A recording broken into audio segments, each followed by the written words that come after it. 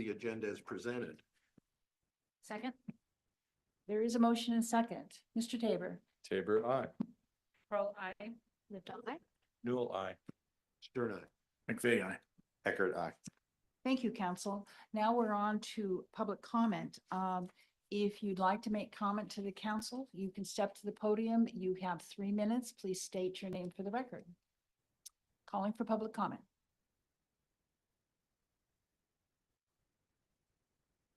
Good evening, Madam Mayor, council members. My name is Mike Perry, and I'm a small business owner in Poulsbo. I address you once again regarding the proposed implementation of paid parking in downtown Poulsbo. Rather than reiterating previous points, I acknowledge that I have thoroughly presented my concerns and potential alternatives on this matter.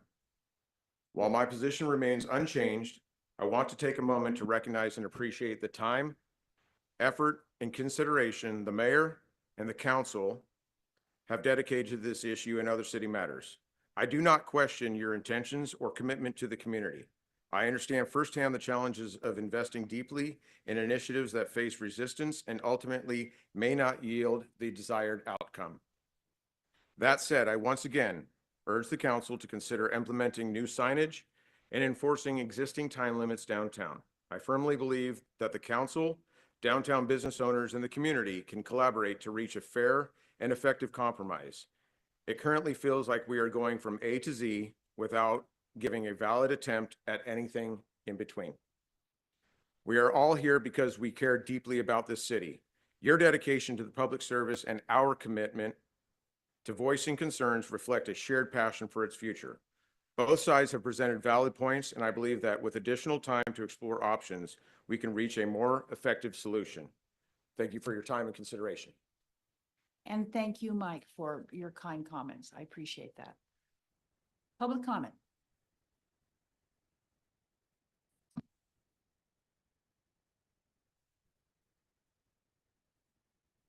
Good evening, Mayor and Council. My name is Sandy Colbains. I'm an owner of several businesses downtown. I'm here today because I wanted to reiterate my support for option 3 that I think you guys are going to be looking over this evening. In looking through the agenda, I think there's talk about an enormous amount of the costs involved in option 3. I want to also just sort of bring up that to get to the point where we are now, it took citizens, it took downtown merchants, and it took council to get here.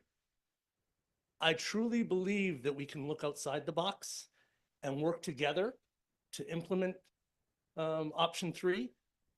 And before we just sort of throw it away as too expensive, let's please try and work together to get there. Thank you for your time. Thank you, Sandy. Public comment.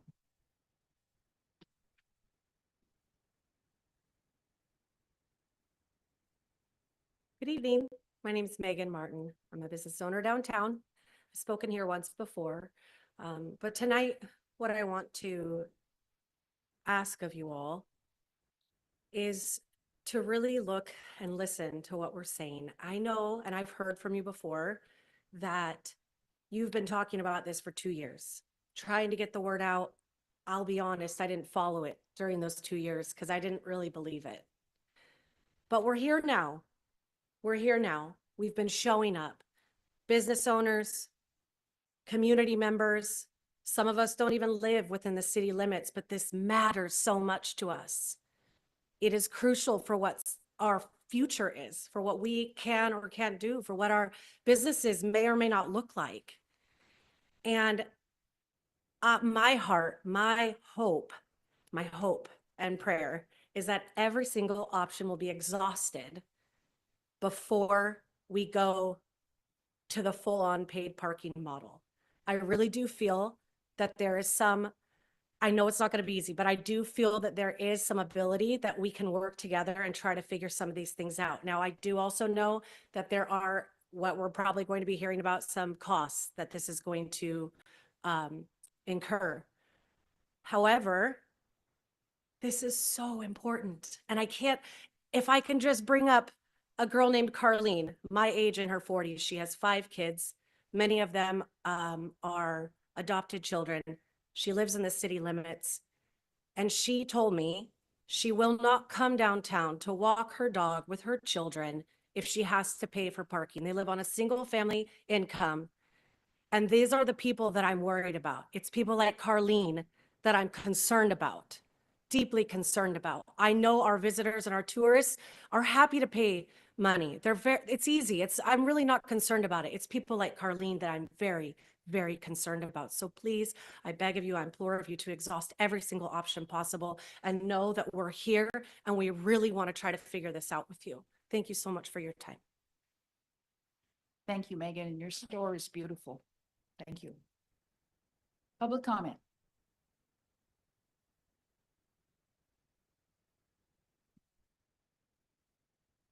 Hi, Council. Good to see you guys again. I'm Patrick Wright with the North Kitsap Herald.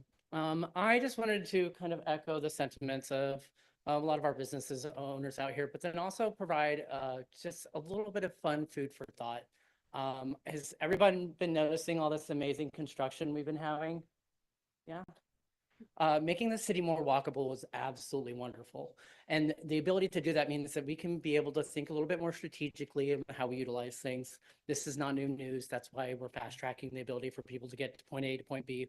We've got some hills. It's kind of concerning about people being able to have mobility because we do have a little bit of an aging population here. And we want to make sure that they have access to the water downstairs.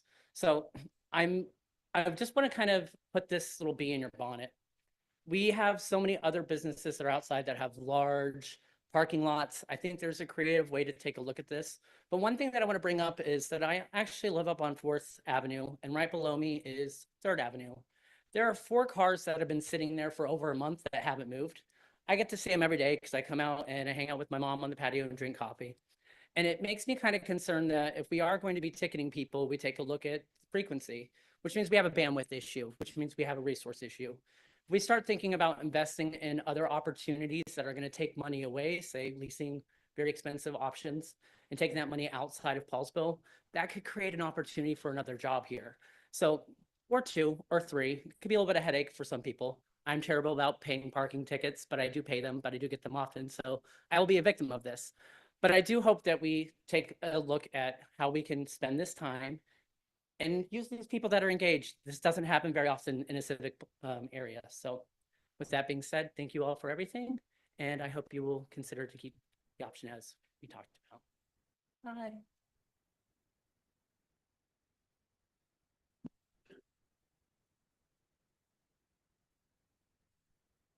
Hi, Madam Mayor and Council. My name's Diane Monroe, and I'm here as a resident of the city of Poulsbo off of Hostmark, and I've been a citizen of the city for many, many years, since the early 60s.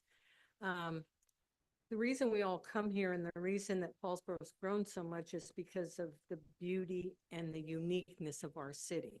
And part of that is the way that you can get downtown, you can meet friends, you can walk, you can go to dinner, you can do all of those things.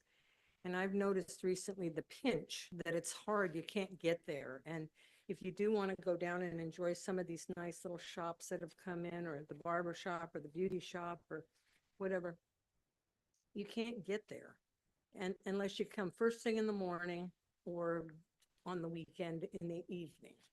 And so you drive around a little bit and then you say, I'm going to go get this somewhere else. And I guess the cost, if option 3 is what we're looking at, for me, and I've been in the world where we did shuttles and we built parking garages and we did those kinds of things. Anything we could do to avoid paid parking, because the angst is really put on your citizens. I mean, the visitors don't care. We all, when we go on vacation, have a wallet full of money and we don't care that we're paying for parking. But when you're a citizen here and part of it is that the joyfulness of your city, any amount of money you could spend to not do paid parking, even if it's shuttles or, people would pay for shuttles if we could find a lot from 8 to 7 or not in the winter or whatever. Ways to do it so we can do it for horses during Christmas, but we can't do it for shopping in the summer. But anyway, that being said, I just hope that we can work very, very hard with our vendors downtown and our business owners and the citizens to avoid paid parking as much and for as long as we can and come up with some other alternatives. Thank you.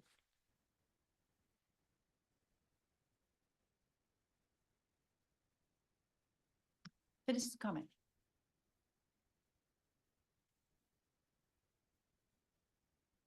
Hi, Council. My name is Byron Johnson, and just a quick thought experiment. I know nobody likes paying for things that they haven't had to pay for previously, but how many personal items are subsidized for public storage for free? Would it be all right for somebody to leave a dresser or a mattress out in a public parking space or in a public space? Cars are one of the only things where storage of a private property is subsidized on public land. So I'll leave you with that. Thank you.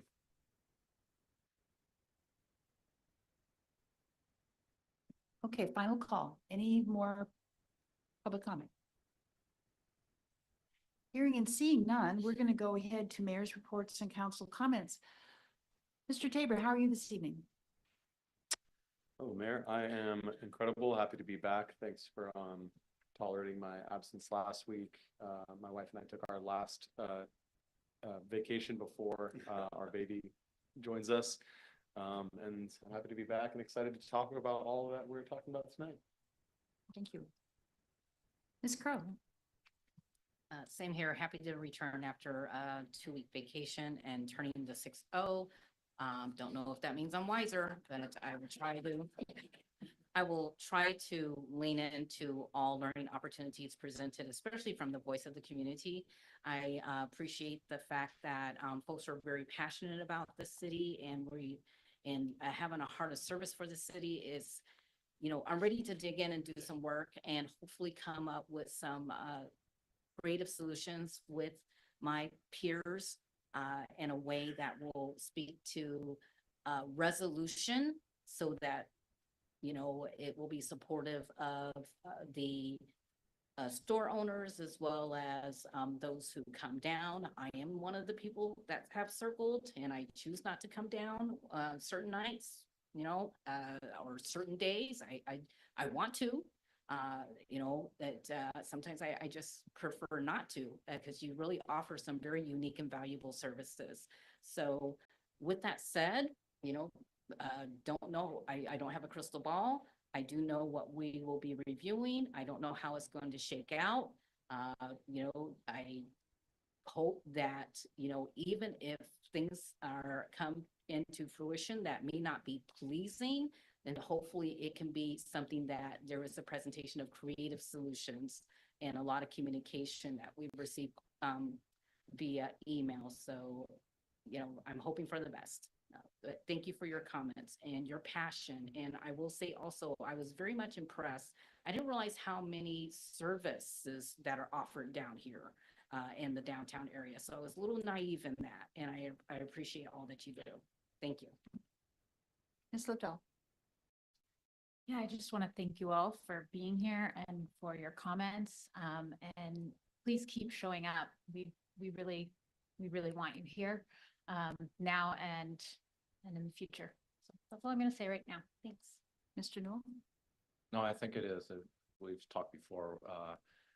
Our town is the size that everything's accessible and you can participate and your voice can be heard. And I just think that that's a great place to live, where we cherish every voice and we listen and we work through hard problems together. Mr. Stern? Thank you, Madam Mayor. I noted my absence on March 5th. I didn't report out very briefly. That was a due diligence trip where the city of Poulsbo, due to our mayor, was lead investor for the Olympic College, looking at an expansion here in Poulsbo by the model of what has happened in Spokane in the University District. I'll keep it very brief, Mayor, but the key contact there, besides meeting with the colleges and universities, was a firm called McKinstry, major engineering, design, and build firm in the state of Washington. And we're going to be engaging with them over the next few weeks. They have an interest in exploring the possibility of a public-private partnership. So we'll see where that goes. So again, thank you everyone for your indulgence in my absence on March the 5th. Mr. McVeigh? Thank you, Mayor. Good evening to everyone who's here or maybe listening. Thank you again to the citizens who took the time to come down tonight, share your opinion with us. This has been a long process. I think I would speak for most of us when I'd say I'm really hoping that we can come to a decision tonight. And as I've been reflecting on the emotion, the fear, disagreement over the best way to approach downtown parking, I'm reminded of a similar, very important juncture and decision that the city made 22 years ago, back in 2003. Also a very emotional, fearful time for the community as well as for those serving on council. And that was the decision to approve the college marketplace development up on the hill with Walmart, Home Depot, and a lot of small businesses around the big box stores. If you were, those of you who were here 22 years ago when that happened, it was going to be the death of downtown. It was going to be the death of downtown. It was going to be like the worst thing in the world, right? Look at today, where we are. What if we didn't have that development up on the hill? We would not have the selection of stores, consumers, consumer goods and services that we have up there. We would not have Olympic College, which is in the process now of growing and starting a new allied health center up there. Imagine what that would look like if that council at that time, 22 years ago, had not had the political courage to stand up to the majority of the community at that point was very, very opposed to that development. My parents were adamantly opposed to that development. It divided the community. And that passed by one council vote. Mr. Stern can tell you all about it. He was on council at that time, okay? I talked to a couple of my former council colleagues, including Jeff McGinty, who served on this body for many years. Jeff told me there were a couple of evenings he feared for his physical safety, that people were so upset about the change, that fearful change that was going to happen in our community. And I just, sometimes, especially when you're sitting on a group like this, you have to think about the here and now, and you have to think about the future 20 or 30 years down the road. That is not always an easy thing to do. It's impossible to please everyone if you're doing that. So I would just ask you to reflect on that a little bit, and I just commend the city council 22 years ago, who had the political courage and the wisdom to make that very difficult decision that really changed the course of our community for the in positive ways for many years to come. Thank you. And imagine where we'd have been in 2008 if we didn't have those big stores here in the recession. But yeah, thank you for everyone that came tonight. Thank you for coming tonight. And as Britt said, please keep coming. Don't just come when there's a big issue. Come all the time. I know there's someone in the audience tonight working on Boy Scout working on his merit badge. Thank you. We need to have community here every meeting. That's what this is about. We're going to have a robust conversation, I'm sure, again. So when it comes to the parking, I just want to remind everyone, the resolution that we're discussing that we voted on once, we're going to vote on again, is to pursue options. It's to continue the conversation and pursue. It's not to make a decision on what we're going to do. It's to continue, it's to direct the staff, the executive, the mayor and the staff to continue this effort. So it's not an end point. It's the next stage in the process. So just please keep that in mind. Were you able to get this up? So I learned last night, actually. So I don't know who all have ever heard of Grand Canyon University. It's a college in Arizona, but they offer scholarships for active duty veterans and their families. And they have a robust online school, and they have a local representative who is here to help our veterans get enrolled in the school if you're interested. And there's going to be an event coming up here where active duty veterans and their families can meet with that rep and learn about it and get enrolled and get access to scholarships if you're interested. So I wanted to share that with folks. Thank you. And then last thing, on Monday, I went over to Bainbridge Island for a town event they held. It was the basis of it was the capstone project for 3 of the council members that are involved in, it's the Washington Collaborative Elected Leaders Institute. Big long name. They were in the cohort class. It's basically a study on civility in government, how to work together when you don't agree. And this was their capstone project. And what they held it, they called it the Collaboration Cafe, and they were discussing a shuttle. They called it the Winslow Shuttle. And so a little bit pertinent to what we were discussing tonight. And I just wanted to see how the format worked and how they learned. But it was really interesting. They let me be there and kind of not participate, but participate, even though I wasn't from Bainbridge. And so just really interesting, and just it allowed me to remember and share with them, and they shared, we're all dealing with issues in all of our communities. Some of them overlap, some of them are the same, and we're looking at it for different reasons from different perspectives. So it's just good that we keep these communication lines open. And I do like some of the tools they used. And I don't know if we can get, any of us can get into the next cohort, but definitely we can pick their brains for ideas on how to more engage with our community.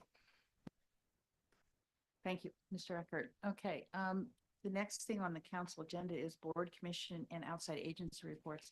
Anybody have any boards, commission, outside agency reports? Okay, I have 2. The first is we met with something called Plan Poll, which is part of the Kitsap Regional Coordinating Council, and had a very robust conversation about ADUs.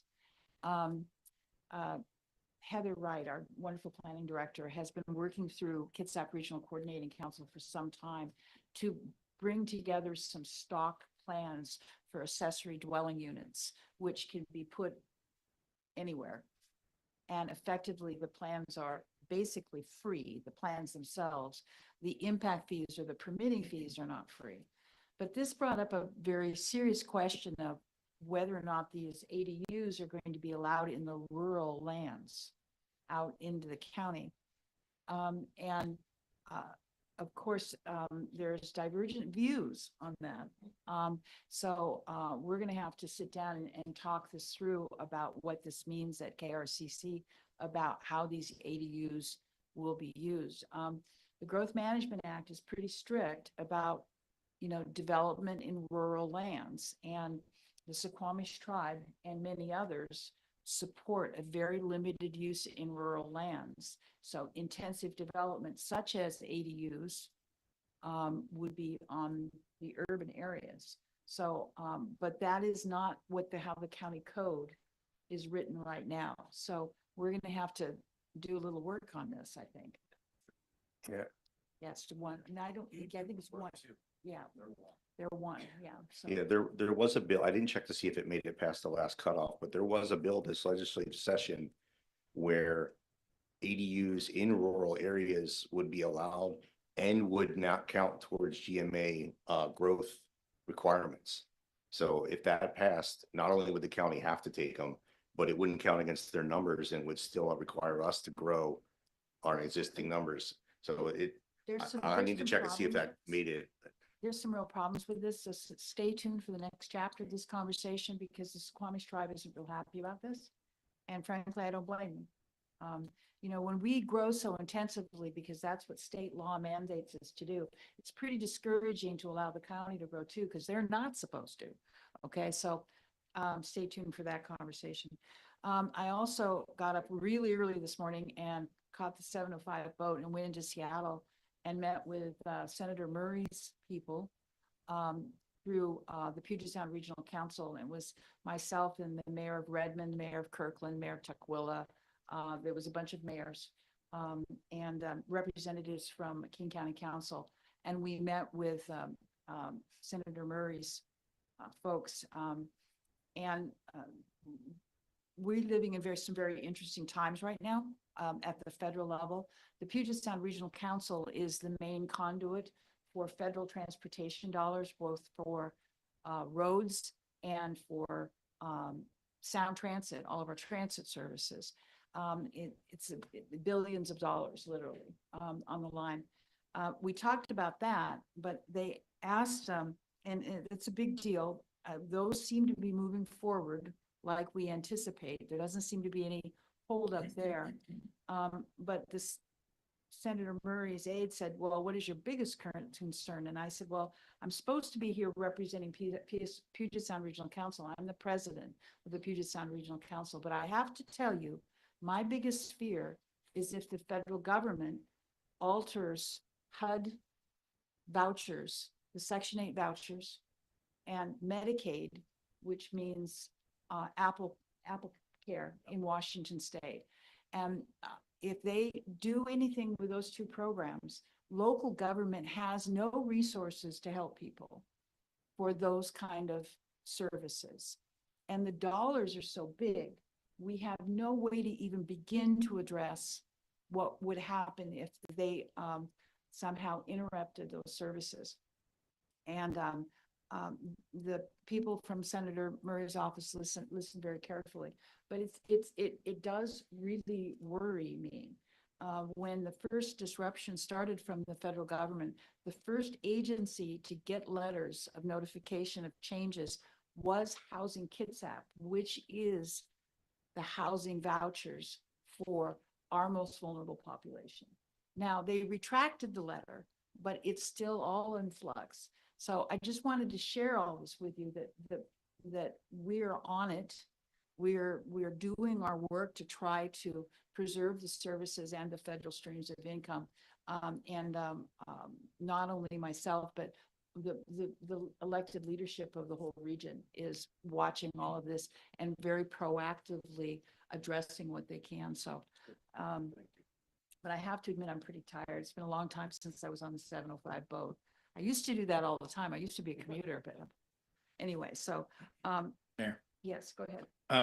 Just one quick report. I participated in the Fund Our Ferries Zoom meeting last Friday. A lot of folks from around the state, different communities that depend on the ferry system. I think that group was instrumental in working with the governor's office to delay the retrofit of a couple of the large ferries that were scheduled to go partially electric at least. And now that the holes in the water are more important.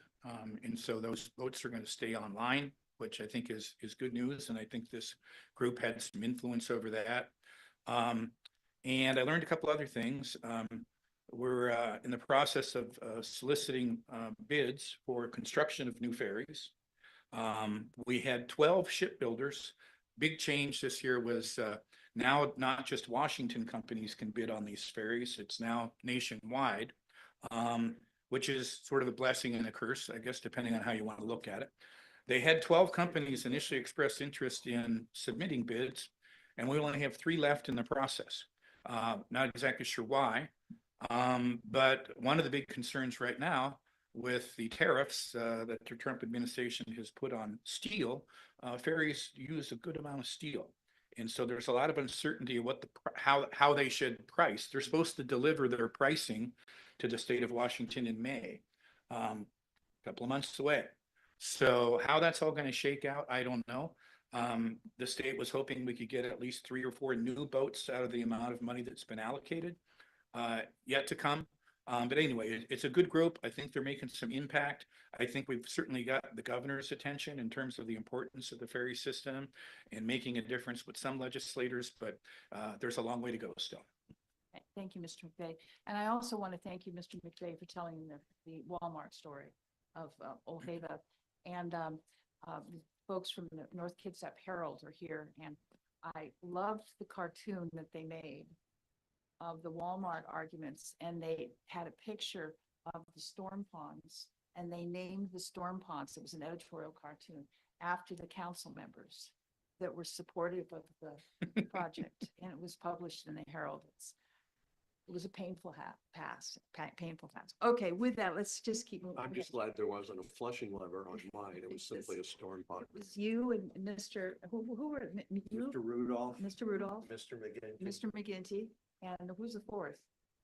I can't remember. I don't know. Probably good, we can't remember. It's probably good, but they named the storm ponds after the city council members. Carol did that. It was very, very clever article. With that, unless there's any other comments from council, let's move on to the consent agenda. All matters listed within the consent agenda have been distributed to each member of the city council for reading and study and are considered to be routine.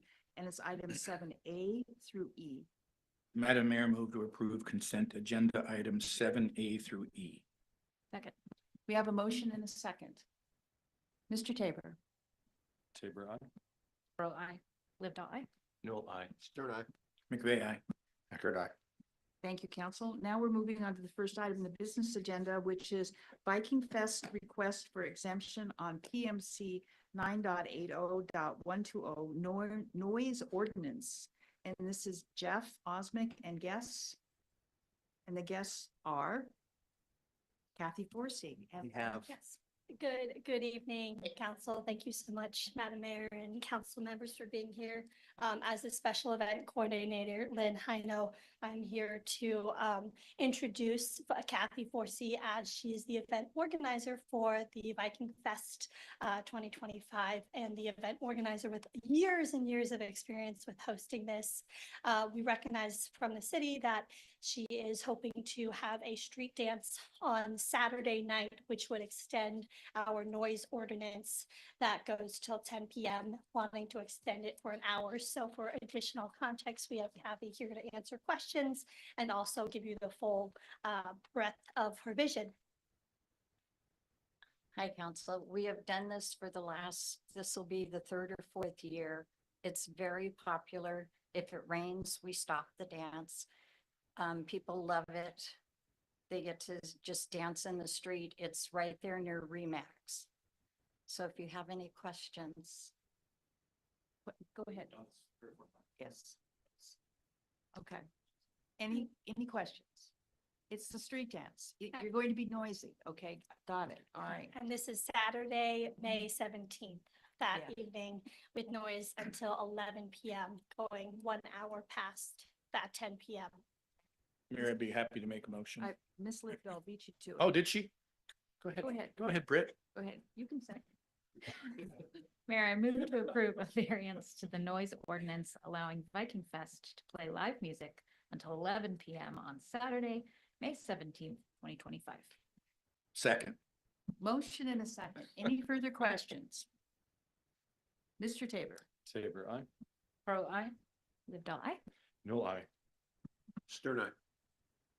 The dates of Viking Fest are May 16th through 18th. We should get that out for publicity purposes. 16th or 8th. McVeigh, aye. Eckert, aye. Thank you, council. And now we are moving on to resolution number 2025-03, downtown parking implementation. And this is Heather Wright and Josh Rains.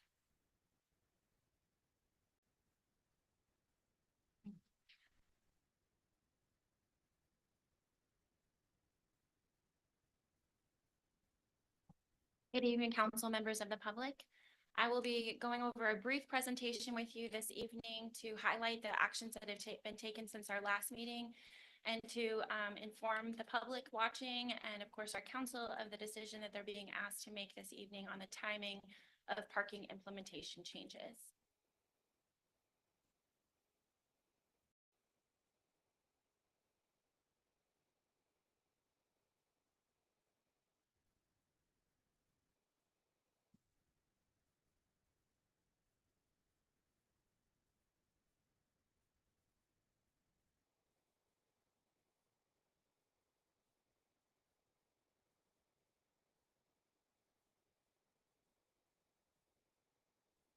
It was just a month ago that we were gathered in this space to consider a resolution adopting the timing, and council requested the return tonight with implementation, which I'll go over in just a moment. But I wanted to just remind those that are watching, I know that we had some members from the public speak to how long this has been going on. This current undertaking to consider implementation of parking has been going on for 2 years. There were members from our community that are business owners in our downtown, including council and commissioners that were part of these discussions that were going on for this 2-year time period. But Before that, there was almost 20 years of discussion. After OHEVA, our council was faced with potentially making these changes to parking, and here we are again tonight. Discussions on implementation really became in earnest in January of 2025 after we received our recommendation from Walker on the steps to implement paid parking. In that discussion with council in November, we talked about implementation of paid parking and the changes as early as this summer. There have been ongoing discussions with our partners within our city to provide employee parking, which I'm going to provide an update for you all on that in just a moment. We've had multiple meetings with our HDPA. I just want to express my gratitude for their participation. We've had 2 meetings. Josh and I and some members of our council have been present at those meetings. We've had really good turnout. I've been very thankful for the input that they've provided. This will be our 3rd resolution before our council this evening. And another thing that happened since our last time together is that a survey was launched with the HDPA. It went out on March the 7th and came back on March 17th. And that data will be used to help us be informed about how many employee parking spaces that we're going to seek.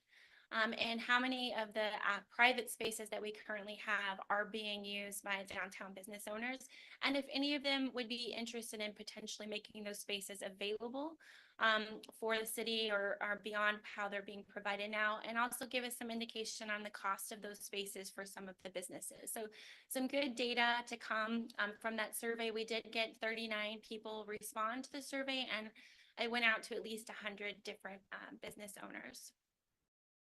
So why we are here tonight is to consider the timing that was approved by council to come forward before tonight, which is to launch the signage changes, employee parking, and then enforcement in this order in 2025, and to implement paid parking in the summer of 2026, option number 3 that we've spoken about. Before I ask you all to move forward with the resolution, I do want to provide for you all a graphic image of why we are here. This has come up multiple times, not just from our council, but also at the HDPA meetings. And I want to thank Rob Gelder, our new city administrator, for helping to put this flow chart together and coming up with a compilation of what we have been discussing as a community and why we are approaching this subject at this time. We have only a limited amount of parking spaces. We have a known amount of those spaces. We have a little over 1,200, and about half of them are owned by the city and the other half are privately owned. That is a flat capacity, and we've heard as new projects have come in and been developed that those additional spaces that weren't formally recognized, those are all gone. So this is what we have right now. And the idea is that by building in the signage and improving signage and creating designated employee parking, we are actually adding to that capacity and at least making everyone aware of that capacity and where those spaces are.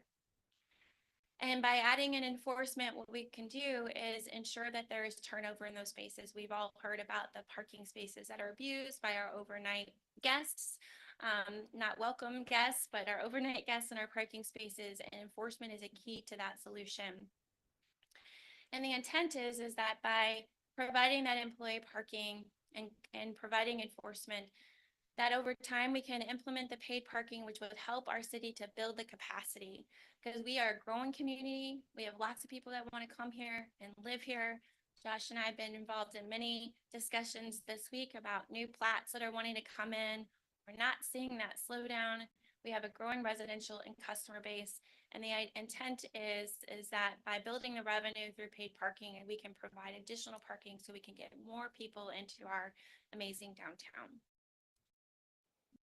So with that, in terms of employee parking, I wanted to show this map, and I apologize for the small font, so I will highlight the spaces and provide the numbers for everyone. Thank you very much. See if this helps. Thank you. Excellent. So when we first spoke about providing employee parking, the one place that was identified by Walker Consultants were the 42 spaces and the King Olaf lower lot. So these have been identified here. But we also wanted to provide more parking. We don't know that magic number of how many employees we have. We have some more indication from our survey.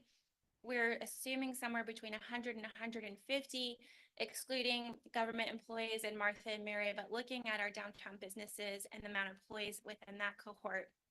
So we wanted to try to hit that number as close as possible. Last we spoke, we were engaged in conversations with the Lutheran Church. We're still in conversations with them. They actually have a draft parking agreement that's for the 16 spaces located on 4th. And there's also a potential for us to secure more, but that remains yet to be seen.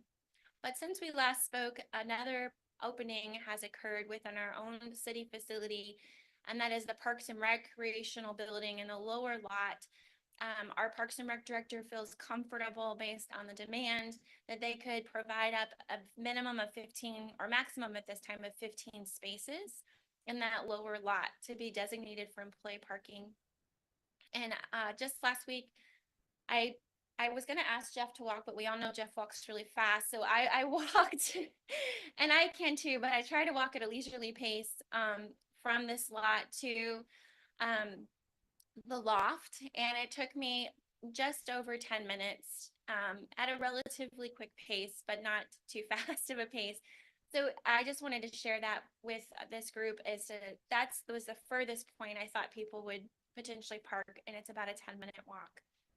And then lastly, a new opportunity has arisen with a change in ownership of what's commonly known as Division 8, the last piece of Poulsbo Place. As we've heard, the post office is currently parking there. We've had conversations with the new property owner, and their timing of redevelopment would not be for another 2 years. And they would be interested in partnering with the city to expand their existing parking lot and provide not only to continue to allow the Postal Service to park there, but to also expand and allow employees to park there. And we're looking at adding to the capacity an additional 20 to 40 spaces.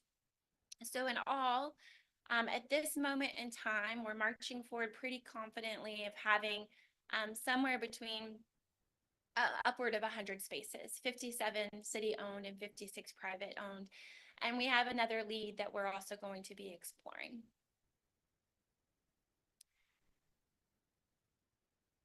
I wanted to provide to you all not only the steps that we're looking at this evening, but also the estimated cost of how much implementation of this potential resolution passing this evening, what the implementation cost would be. We've talked about signage improvements. Josh has gone out and actually marked where the existing signs are. So we have an indication of some of where our gaps are. We know that's something that we would need to take care of and make sure it's very clear the time limits that we put in place before we launch enforcement. And we assume that cost could be somewhere around $30,000 to improve our existing signage and also make it clear where the employee parking is.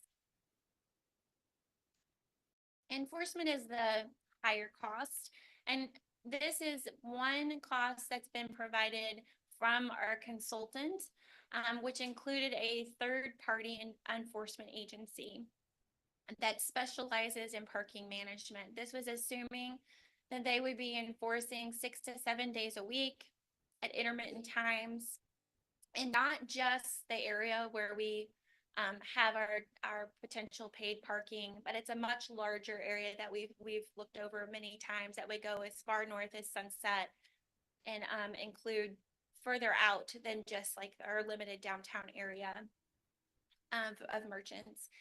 And the assumption that this would run us about $156,000.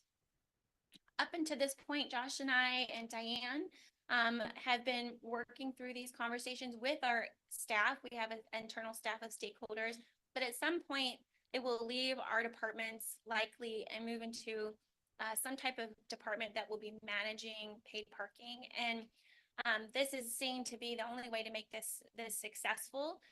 This was recommended by our consultant in, for example, one of the sister cities that we looked at was Leavenworth. They have a full-time parking management staff member, and then they have 2 additional staff that are running their system.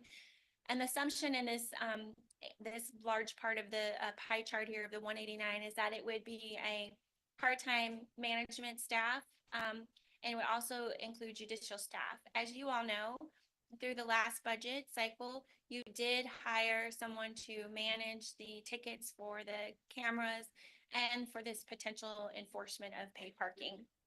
So that has already been included in this pie chart, but it is a cost that will be part of enforcement.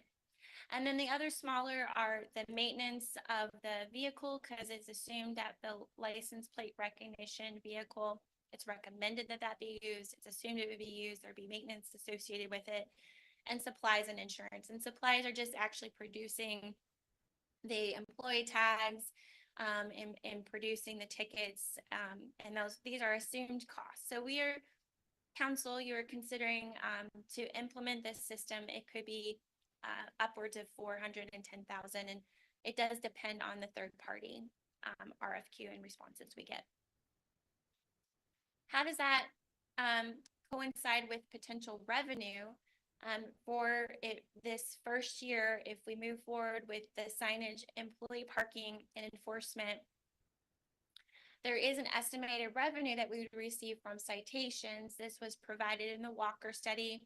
Of course, this is their best guesstimate based on similar size cities.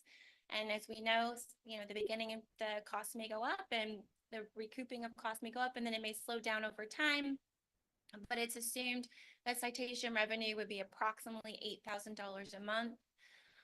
The employee parking establishment, that is an unknown, as Councilmember Eckert said earlier. This is not an end. This is just discussing the next stage in the process. So council would decide if you wanted to charge employee parking or not during this first phase. That's yet to be determined, so not included. And if paid parking is implemented in the way that it was recommended by Walker Consultants, it would be in about half of our spaces. It wouldn't be all of our spaces. It'd be about 50% of those spaces. That would include Anderson Parkway, also known as Waterfront Park Lot, Front Street from Hostmark to King Olaf, and Jensen Street. If we were to include those areas at the estimated $2 an hour between 10 a.m. and 6 p.m., what Walker projected the revenue would be $900,000 to $1 million, depending on the days of week. And then, as council has said, that those dollars would be put towards securing additional parking in the future, so we could provide a better customer experience in the long run for our community.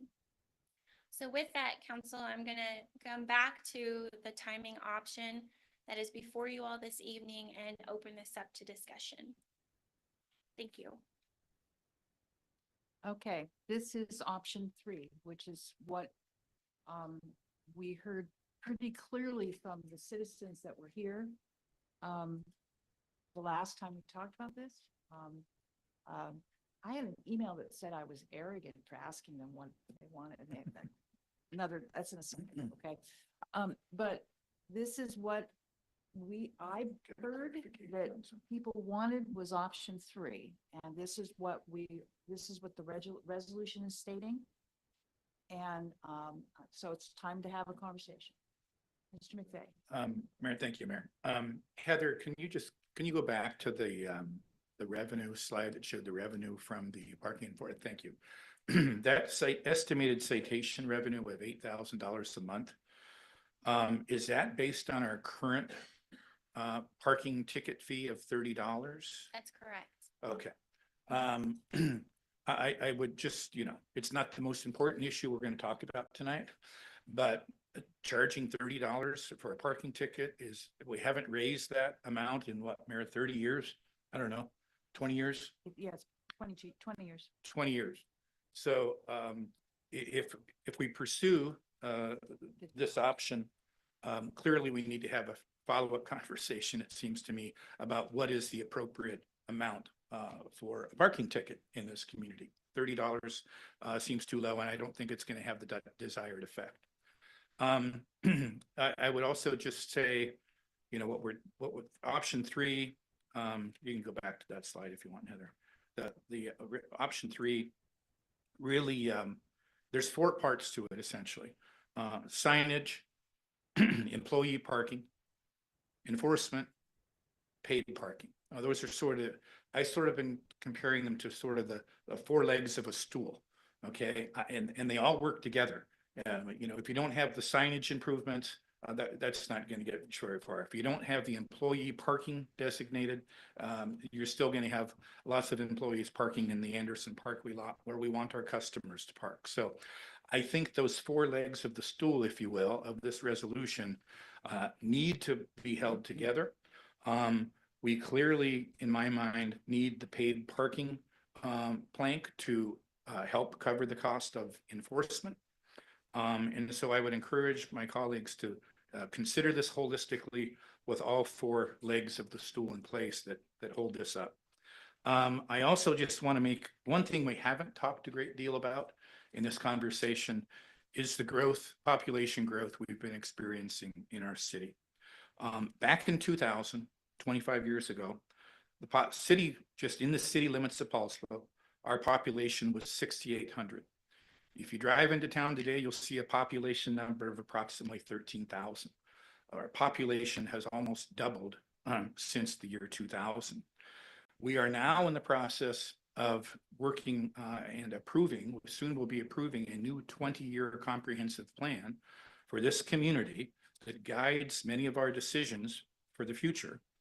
And the population projections that the city of Poulsbo has been given by the state of Washington and the Puget Sound Regional Council is that Poulsbo should be planning for 5,600 more citizens by the year 2044.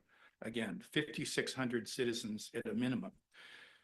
In fact, our planning department and the rest of our department heads, they've actually been planning for more growth than that, given the rate of growth that we've had over the last 25 years. We've been growing at a rate of 2.5 to 3% over that period since 1990.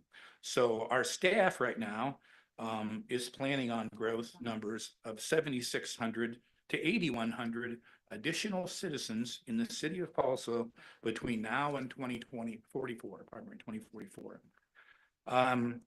The growth numbers in the county, where we get lots of visitors from and people shopping downtown, are similarly high. Poulsbo, as we know, has become quite a tourist destination. Just this Sunday in the Seattle Times, Sunday Seattle Times, there was an insert. Poulsbo was on the cover. Okay, a road trip to Poulsbo. Inside, a road trip to a Scandinavian sweet spot. So we know what our tourist numbers are looking like. I think we need option 3 with all 4 components of the plan to prepare for the future. And if we approve a 20-year comprehensive plan without some sort of a corresponding plan to improve parking downtown, we should be arrested for legislative malpractice. We really should. Yeah. It's just, you know, you can't yet. We're planning for growth for the next 20 years. We've ignored downtown parking for decades. Lots of inaction over a long period of time by many different councils. And I think it's time that we quit kicking the can down the road. We listen to our population projections and we plan for the future of Poulsbo. You'll note that in the consultant's report, the other thing that hasn't been discussed about is the consultant's report. We all think we're experts when it comes to parking, right? But we actually did hire Walker Consultants, a national firm. This is what they do every single day. They eat, live, breathe, sleep parking, okay? They have called out in their report the danger that if we do nothing, we are severely limiting the economic growth of downtown Poulsbo for the future. We cannot limit the economic growth of our downtown. I hope our council will be on the right side of future tonight, or the right side of history tonight. Thank you. Okay. I have Ed, then Rick, then Doug. Okay. Thank you, Mayor.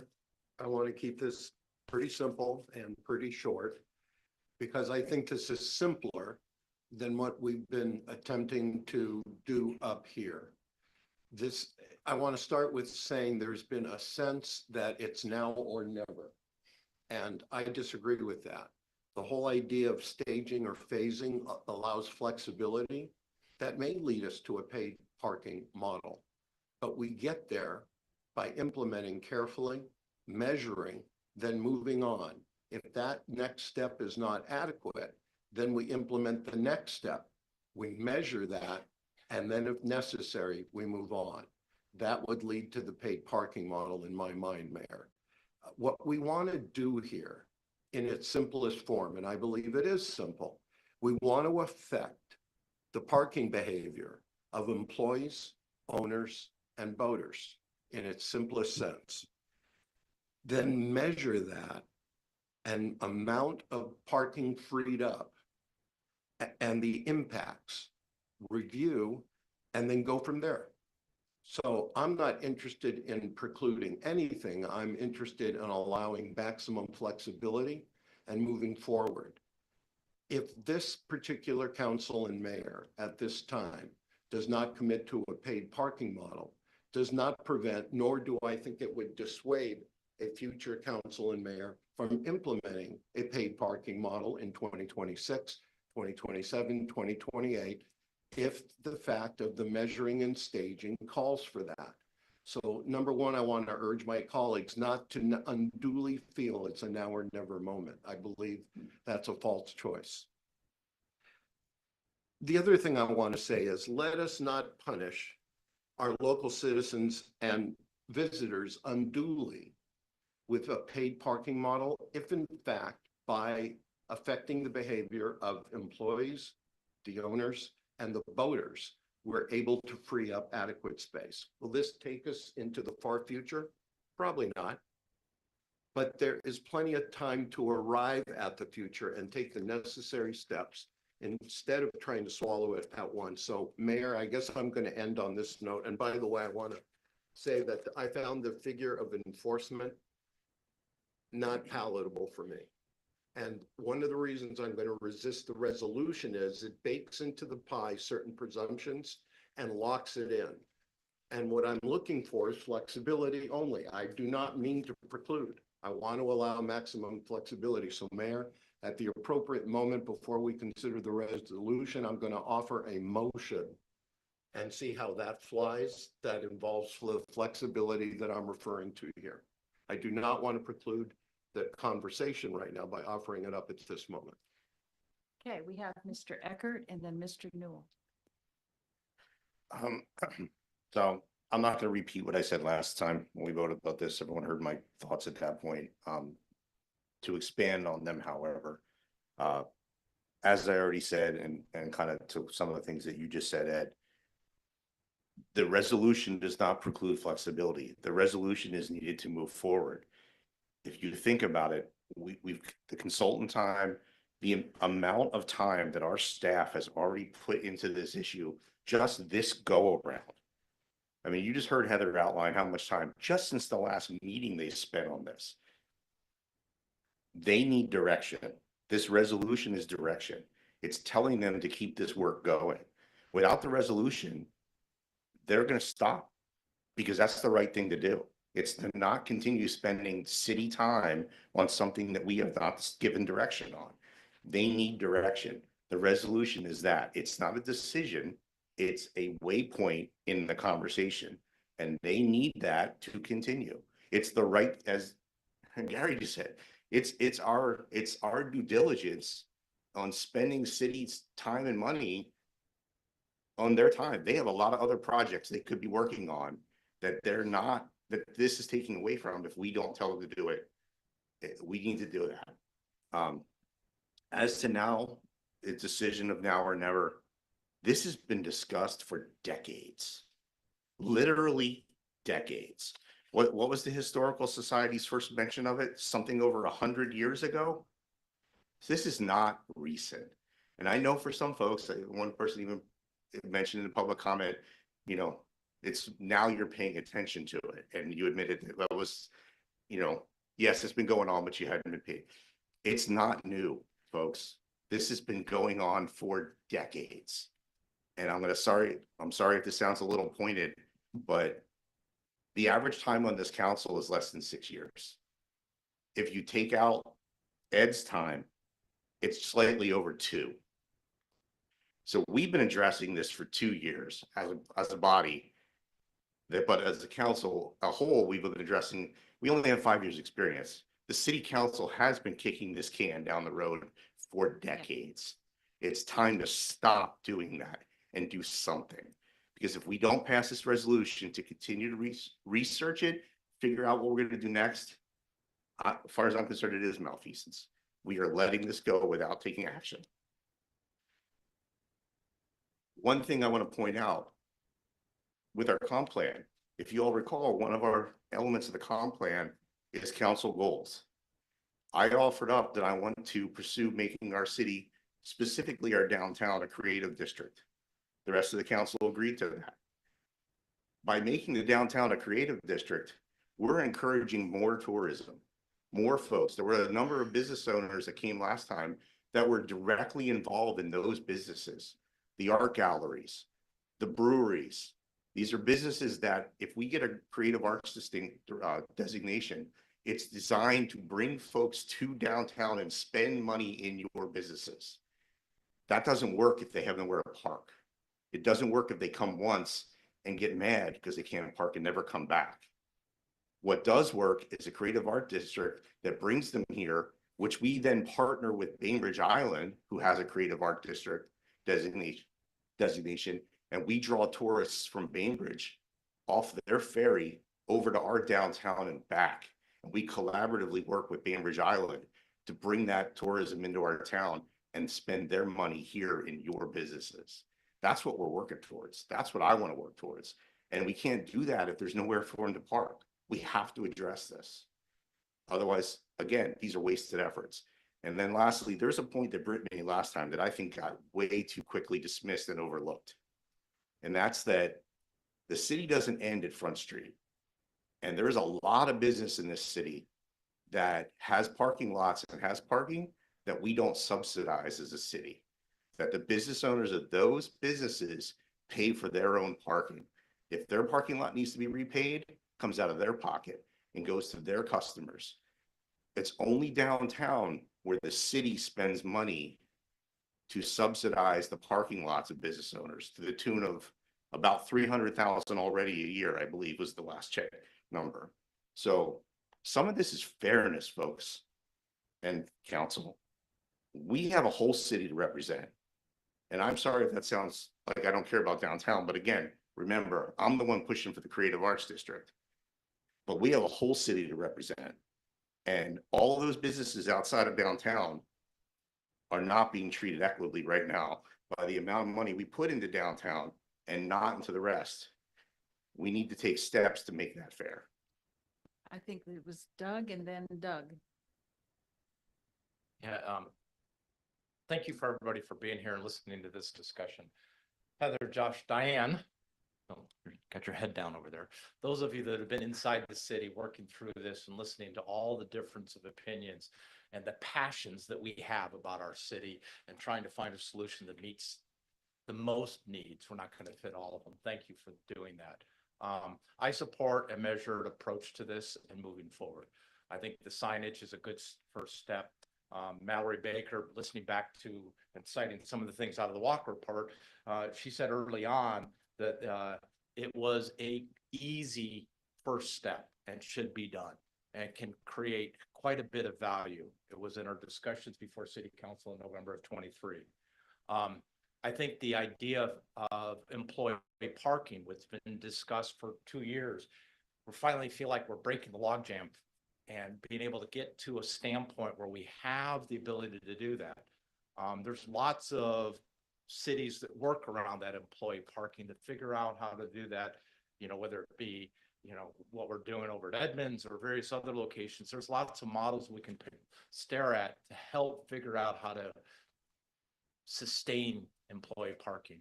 Enforcement, I would suggest to you, I think what the numbers presented was almost the entire package to employ or implement paid parking downtown and everything there, that we can take a measured approach going in with enforcement. Heather, you mentioned early on that, you know, some of the easy ones to look at are the long-term overnight stays and how do we enforce those? I would suggest to you that's not a 7 days a week. That could be, 3 or 4 days a month. Back to what Mallory Baker said in her briefing, she mentioned that the Walker length of study report employed that Anderson Parkway is used by visitors. She went further, that's in the report, in her dialogue and briefing to us, is that the vast majority of parkers, and I'm quoting this, and I mean almost all, are parking under 2 hours. She implied that our terms are good. So I think that selective enforcement, back to what Ed was saying, and seeing, all right, does that make a difference? Does signage help? Does employee parking help? Does selective enforcement help? As we walk forward to refine our options and figure out how do we go next, I think that that's a healthy approach, and I support that going forward. Doug Tabor? Thank you, Mayor. And thank you all for joining tonight. Really appreciate you taking the time. Really appreciate the emails and a lot of the research that our business owners do with HDPA and other methods. There, Josh, the work you put in to come back to us with more information, it's all really helpful. So here's where I stand. First of all, what are we working towards? The goal, right? 1, maintain existing parking and transportation. So existing access, maintaining it. 2, improving transportation and parking. So expanding access eventually, right? 2040 growth. And that leads into free parking isn't free, right? We talked about the cost just for maintaining parking downtown and how that's subsidized here, but not in other places. That aside, money for parking and transportation in general, but parking is coming out of our general fund. It's coming away from parks, utilities, other places. So it's not free. By implementing paid parking, we're providing those funds to expand parking, and at the same time, we're relieving those other areas in the city of competing for funds. So that's a double benefit. So that's showing that it's not just, taking away free parking. It's already, there's no such thing as free parking. The only way to expand parking in general is, so we're just talking about maintaining. So then expanding parking, that's not going to happen. In 2040, so let me go into the growth numbers that Gary started going on to. County and city is growing, but what about the Puget Sound Regional Council, right? We get people from all over. The PSRC says that they'll add another 1 million people to the Puget Sound by 2040. So Gary mentioned the city is projected to grow from 13K to 17K by 2040. And then the county, a rough estimate, from 277K to 300K by 2040. So this is all significant growth in the next 20 years. Or less than 20 years. And then if we're just trying to, come up with money to build parking in 10, 20 years, it's going to be too late. So I think it's reasonable to start now. Oh, let me get to my third point. Sorry. These are just options. We're like, beyond what we're voting on isn't a model of paid parking. It's just looking into paid parking in 2026. So I really am excited, because what that means, if we vote yes, everyone can keep coming back. And when we have conversations about specific policies, we can get feedback on, is it Monday, free parking, Sunday, Monday, Tuesday, what is the surveys tell us about employee parking and that sort of thing. And we can start carving the policy. Right now, we're not doing that. 2 policies that I'm going to support when we do that over the next year, again, is 2 days of free parking per week, or 1 day of free parking with some kind of program for access for locals, and then free employee parking. And looking at the revenue models, it looks like you can fit that in, right? If we look at the cost of enforcement and then the cost of maintenance, we're still going to have enough money in the future to bond against that revenue, to build more parking, to ease off this maintenance of just current parking from the other, general fund programs. And that's going to allow us to do other things. So that's why I'm for it. Option 3 is great. I think starting with enforcement, we can find ways. I really appreciate what Doug Newell said about we don't have to ramp up 24/7 enforcement, right? We can find selective enforcement of where we need it. Maybe just trying to target cars that are parking overnight, or cars that are staying for like longer than 10 hours, or right. We can adjust that. This isn't all set in stone. Again, we're looking at options, but I'm excited for the policy conversations and moving forward on this. So thank you all. Ms. Crowe and then Ms. Livedall. I really appreciate the insight that the council members have brought forward, everything from the growth that is going to be, we're going to be encountering to the economic value that it will bring to the city. I kind of get into the weeds a little bit. I'm rather simple. And, one thing I just want to call out is the fact that this is something that we're looking at, and it won't be a all at once situation or decision on whatever is decided. And Heather, if I can ask for you to bring up the paid parking as recommended by Walker. If I was a business owner and I saw all that purple, and please correct me if I'm wrong, and I know that I've mentioned this before, that's what Walker is recommending that is identified as paid parking. Okay, that's what if I was a business owner, I would cringe and it's like, this is what you're going to do. With that said, and what has been shared and discussed up here, no, I would not recommend that as a absolute final implementation. So in reference to the fact that it is going to be looked at, phased, everything from the signage to the enforcement piece, and then what is the next step? And there are many of you that sent some wonderful information pieces, sharing your voice and, saying, hey, why don't you look at this as shared when we talk about, what is this going to look like? Those information pieces are great. So I know that it says recommended, and I know that it says subject to change. Yeah, subject to change. That's my feeling about that. So I just wanted to call that out, and the fact that I can see the concern there, that is something that, I want us to be intentional about, and thoughtfulness for the business owners and the employees, that no, not all the purple shading, I think that we all know and recognize that that would not be a good form of going a full implementation. So I just wanted to highlight that and share that. Okay, Ms. Liddell. I think all my colleagues have done a pretty good job. I'm not going to rehash all of my opinions on this, but I was struck the meeting where we were originally going to vote on parking on 219. Ed said he didn't feel that it was necessarily our job to plan too far into the future in order to start working on the problems. And with respect, because I understand fully how hard this is, to go up against so much feeling and passion against major changes. But with respect, if it's not our job, whose is it?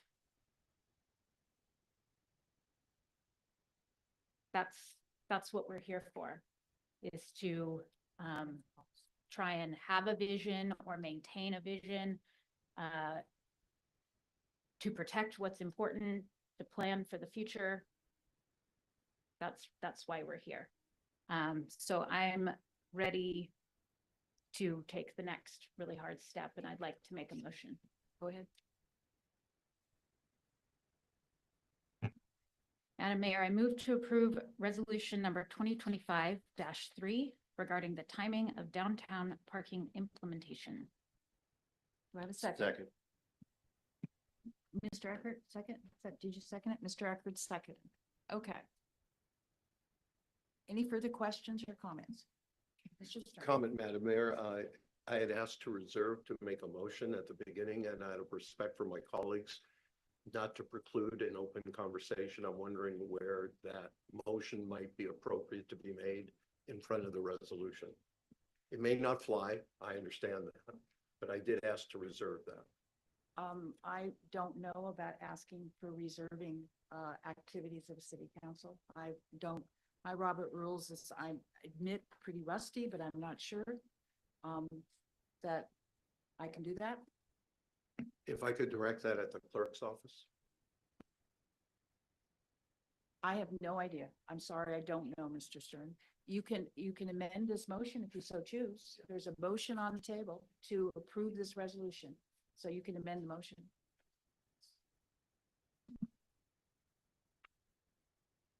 Yes, you can amend the motion.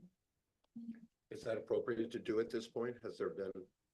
We have a First and motion, a second? motion and a second, yes, and you can proffer an amendment, which has to be seconded. Madam Mayor, I move a motion to adopt option 3 of the Walker Consultants Downtown Parking Study and Recommendation with the noted deletion of the one item calling for 2026 implementation of a paid parking model and directing the city to develop updated parameters and resultant costs for number 1, parking signage, number 2, parking for employees, number 3, parking enforcement, and to bring back those same to council for review and budgeting. Okay, that is an amended motion. I need a second. Is there a second for the amendment? Hearing and seeing no second for the amendment. We'll back to the, are you seconding the amendment?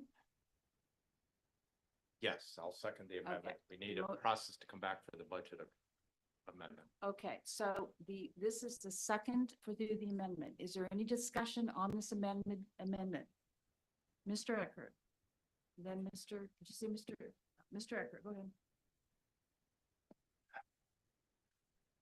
There was an opportunity to offer a motion in this manner a month ago, when we voted on this the first time. Could have amended the resolution then, and we could have moved forward, and we could have done something. We could have been at least acting. It's also pretty similar to option 2. So could have amended the resolution at that time to adopt option 2. I think at this point, again, this has been delayed long enough. All the resolution does is continue to pursue. There are no details. Details will be worked out further down the road. I do not support this amendment. Okay, so we have an amended motion on the table. Any more Is comments? everybody clear on what the motion is? Okay. No, because we haven't read it. You wrote it, Ed, and we do not have it in front of us. Then read it again, Mr. Stern. Read it again, one more time. And it's up on the screen. It says 3. I move a motion to adopt option 3 of Walker Consultants Downtown Parking Study and Recommendation with the noted deletion of the one item calling for 2026 implementation of a paid parking model, directing the city to develop updated parameters and resultant costs for parking signage, employee parking, parking enforcement, and to bring back those same to council for review and budgeting. All right, are you clear? Is everybody clear on the amendment? I have a question about Question procedure. for the amendment. A procedural Okay, question. procedural question, go ahead. The resulting vote to this amendment, if the vote on the amendment fails, We go back to the original Thank you. motion, okay? If the vote on the amendment fails, we go back to the original motion. Are you clear? Mr. That's Tabor. included in our materials. Yes, it's included in your materials. Mr. Tabor. This is a comment on the amendment to the motion. I think the quality of your city council is shown when we disagree, not when we agree. I just want to show that this is, I'm just really impressed with everyone. It takes courage and diligence to be on both sides of this. And I'll be, with that said, I'll be voting no on this amendment. Okay, Mr. McVeigh and then Mr. Eckert. Thank you, Mayor. I will be voting no on this amendment. We saw the cost for enforcement. I think a lot of those costs are going to be needed even before the paid parking model would be initiated. In order to keep the employees parking in the designated employee areas and to keep, like we've had the problem with for decades, keeping the Anderson Parkway and the street parking, those front row spaces available for customers. If we were to approve Mr. Stern's amendment, this cost of $400,000, even if it's only $300,000 a year, there's no funding source for that. There's no revenue source for that. So we're going to be pulling yet another, let's call it $300,000 out of the general fund in order to pay now for parking enforcement. It's ridiculous. Okay, Mr. Eckert. Yeah, just procedurally, I have a concern with this motion as well, because we're voting on a resolution. And the amendment does not change the language of the resolution comprehensively. So while the motion is made, there is a lot of language in this resolution. I'm not sure that the amendment will address it completely if it's passed. All right, Mr. Tabor, last comment, please. Oh, yeah, just saying that if that procedurally, if it passes, I think it won't pass, so then it wouldn't. Okay. be- So you are voting on Mr. Stern's amended motion, I think is the best way to put it. Are you ready? Mr. Tabor, Tabor, nay. Crow nay. Lived all nay. No, I. Stern, aye. McVeigh, nay. Accurate, nay. the amended motion fails. Okay, now we're back to the original motion, which is what is in the packet. Well, Miss Livedall, would you read it again, please? Yes. I move to approve resolution number 2025-3 regarding the timing of downtown parking implementation. Okay, and I'm sorry, I've forgotten who seconded that. Mr. Eckert seconded it. That is the motion and there is a second. Are we clear? Mr. Tabor, Tabor, aye. Crow, aye. Lived all aye. Newell, aye. Stern, aye. McVeigh, aye. Eckert, aye. I am very proud of the city council. That was a very well-mannered, organized conversation. Thank you all very much. And staff, you guys are rock stars. This is a lot of work that's been done. Thank you Yeah. very much. Thanks for the hard work on the employee parking, Heather. Having approximately 100 spaces for employees. We have no designated employee parking now. Huge. Thank you. Okay, And the hard work to come. we are moving on to 8C, Oyster Plant Park Permitting Consultant Contract, and this is Josh. Good evening, council. Good evening, mayor. Give me 1 second. I'll pull this up.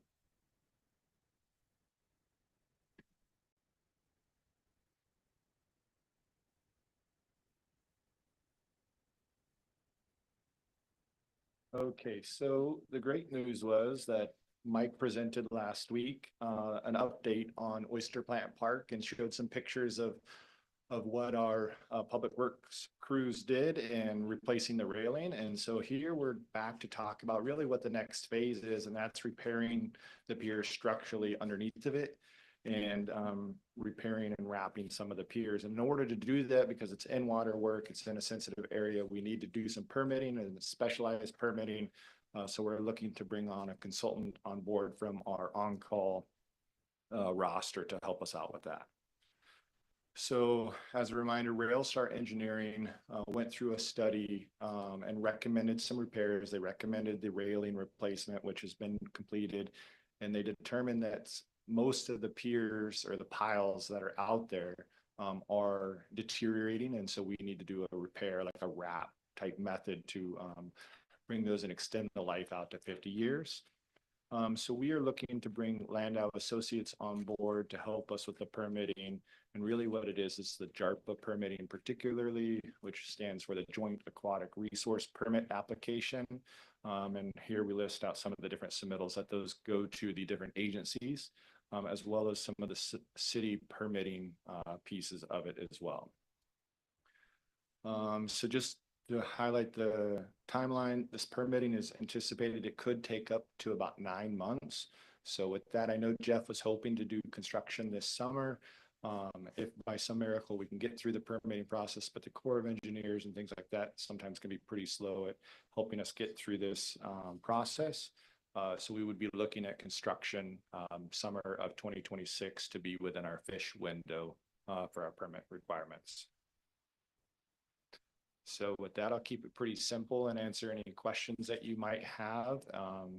And the contract current value is about $19,300 for them to help us out with the permitting process. Okay, questions for Josh regarding the improvements to the park? Questions? Go ahead, Mr. McVeigh. Thank you, Mayor. Josh, thank you to you and your staff for getting us to this point. Oyster Plant Park, I think, as we all know, is one of our most popular parks. It's really the only park where you can access the water, unfortunately. It'd be lovely to have a nice swimming beach here for our citizens, but we don't have that. We have Oyster Plant Park. And you can swim there, you can kayak there, and a lot of people do. So I'm really happy that we've gathered the numbers that we're looking to move forward with the improvements. So thank you for the time and effort. My question is, as I was reading this, Josh, and you know, all the different governmental agencies that are involved that we have to get permitting from, that we're consulting with. Correct me if I'm wrong, but I did not see anything in here referencing the Suquamish tribe. And I'm wondering what, if any, role they would have in this. I know that they have a role and a voice on issues that affect the environment, our waterways, et cetera. So can you comment on that? Yeah, great Thank you. question, Councilmember McVeigh. So as a part of our SEPA process, they are a notified party that they do get coordinated with through that process. And so they do have an ability to comment or provide input into any of our construction work. Okay, Mr. Eckert. Yeah, just a quick question, refresh my memory, because I can't remember at this point. We have not gone out to bid for the actual construction work yet, right? That's correct. So the design is nearly complete. So our design package, and so we'll use that design package in our permitting process. And we may find out through that permitting process that there's some changes or mitigation that we need to do as part of it. And so we'll add on to that package once we get through the permits, and then we'll put it out to bid at that point. Okay, since this is kind of in water, out of water work, I know Jeff's timeline, what he wants, but do you see that the bidding for the actual construction, could that be a limiting factor as well of when doing this year, next year? Like, is there a limited number of contractors that can do this kind of work? Ideally, we would definitely be monitoring the time to go out to bid. I mean, as you guys have all seen, the timing for the bid is really important, and we're mindful of that. So we want to be putting it out at prime time. So we would be looking hopefully to put it out to bid early in 26. Yes, yeah. Mr. Newell. I'm ready to make a motion. I move to approve the consultant contract with Landau Associates in the amount of $19,300 for the Oyster Plant Park permitting project. Second. And authorize the mayor to sign a contract on behalf of the city, and allow Doug Jr. to second. Is there a second from Doug J? Okay, Doug J. Okay. All right. So we have a motion and a second. This is a great project, and it's going to be very good. So any further questions? Mr. Newell, excuse me. I got my dogs mixed up. Mr. Tabor. Doug Tabor, aye. Pro I. Lived all I. Newell, aye. Sterling. McVeigh, aye. Eckert, aye. Thank you, council. And that's the business Council. agenda. Do you want to take 10 minutes break? 10 minutes, 6:29. Actually, 15 minutes. We'll be back at 6:45. 15 minutes. Oh, Lord.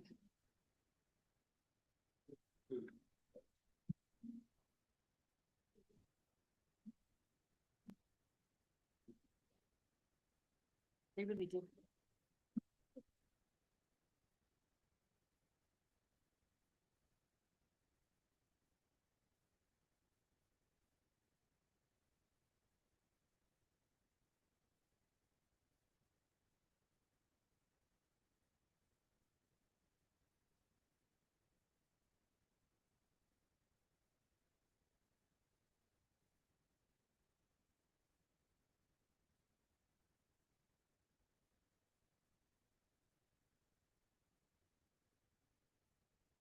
A lot of models for that. There's a lot of models. Most of the cities around us have public employees. Port Orchard has a part-time person. Walk, don't say, yeah, part-time. Not a full-blown. That's kind of why I was like,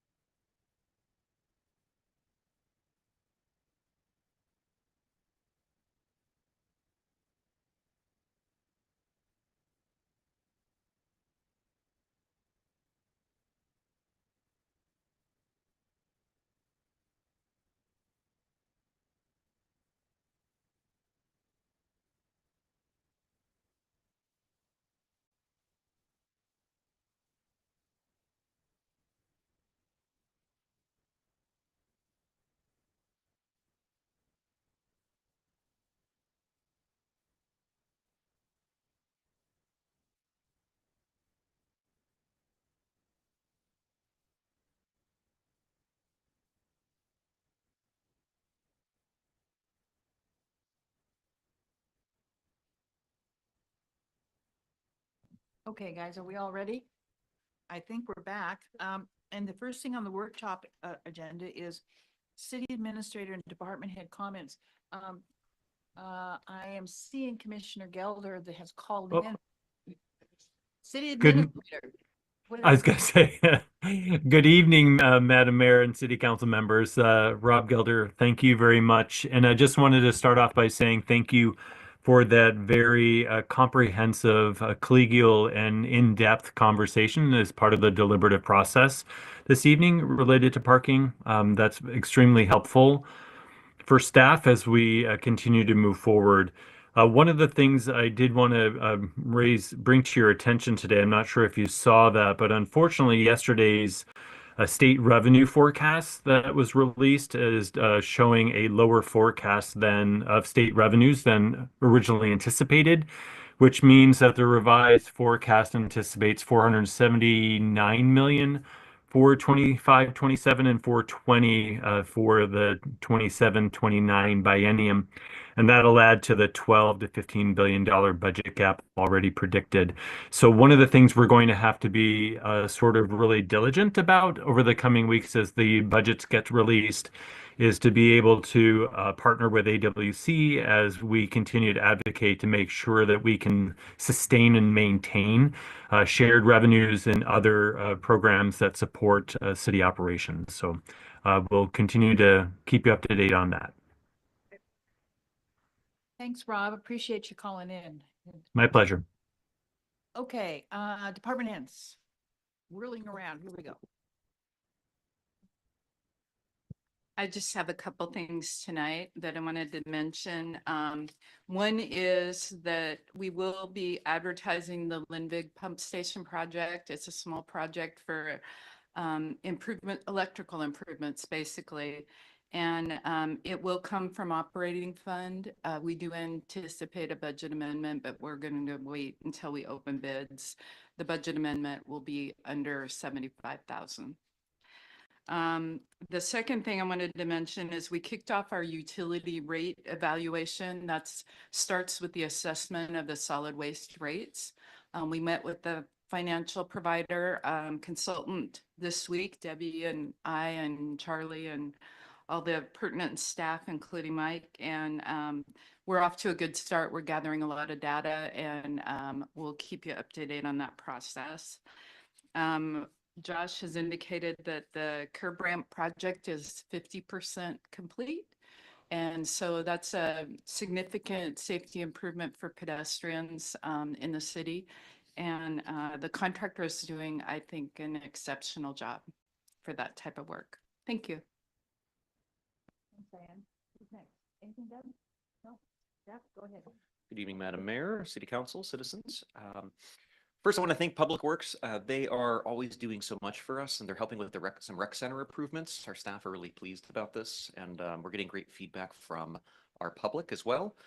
I do want to follow up on some special events. One, I wanted to share how the special event process works in a very short summary.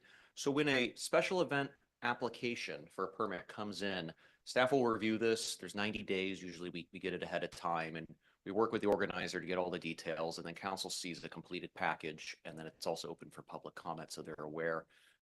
Times where you will see an application, you may hear someone coming to council before an application is completed. Biking Fest was a really good example where they need a permission from council to override an ordinance or something of the Poulsbo Municipal Code. And the reason for that, why we encourage applicants to come before, if they would like a beer garden in an area, or if they're going to be surpassing the 10 p.m. noise ordinance, or after dark in the parks, is if council declines that, then it saves a whole bunch of time for everybody involved with the special event permit process. So I just want to make sure you're aware of how that flows. And then two, this has been long discussed since I've been here for a little over 2 years about how Waterfront Park is being loved to death. There's a lot of use down at Waterfront Park. We pulled some numbers from just 24, and there were 95 different usages at Waterfront Park. Of those, 22 events that took up 34 days. I'm doing this from memory right now. And then we have a couple events that like a rental at a pavilion might spill out into the grass for like a large wedding, for instance. So we estimate it's right around 40 days that park gets used. It may not seem like a lot if you extend it through the year, but Waterfront Park isn't heavily trafficked right now if you look outside. It's during the summer and spring seasons that it is. And so that turf is getting loved to death. And we met with Public Works on this to talk about turf management and what staff are recommending and putting forth as a proposal. And if council's in agreement of this, we'll move forward with it. Just need a head nod, is to do a temporary pause starting now through the end of the year of accepting new events at Waterfront Park. And what this means is it would be anybody who has not had an event within the last 2 years, while we take a look at the best practices and we can come back to council with how do we manage that park appropriately for the amount of time and use that it gets. Mr. Newell, go ahead. Yeah, Jeff, appreciate your comments. Thank you for having that, idea, hey, you need to catch your breath to get your arms around the problem. I assume we're still working on what is the appropriate cost sharing proposals too. We talked about that last. Great. Yes. And so that's the first part. If I may, I'll expand upon that. So I'm just, Mayor, I support the pause because I think we have a couple different things to do is what is the level of use that can handle? What are the costs to use it? And then, what is the impact of using it and the expectations of our limited parking supply, all of those things that go together to enable things to occur. I think we have some room to finesse and improve and make it better for all. Okay. So. Mr. Eckert, go ahead. Yeah, Jeff, you just outlined it. Majority of that is basically in the prime season, not necessarily the shoulder season. Would you also pause then new events in the shoulder season where it's not being loved to death? Yes, yes. And there's a couple different reasons. One is it's going to take time for staff to review the usage. How do we best maintain that park? And provide that information to council to provide guidance to staff. Because if we go to one extreme, no one uses it, that's gonna be a beautiful park. But if it's used twice a day, every day, it's just gonna be mud. And importantly, during the wet season is when compaction, the most damage happens to those soils.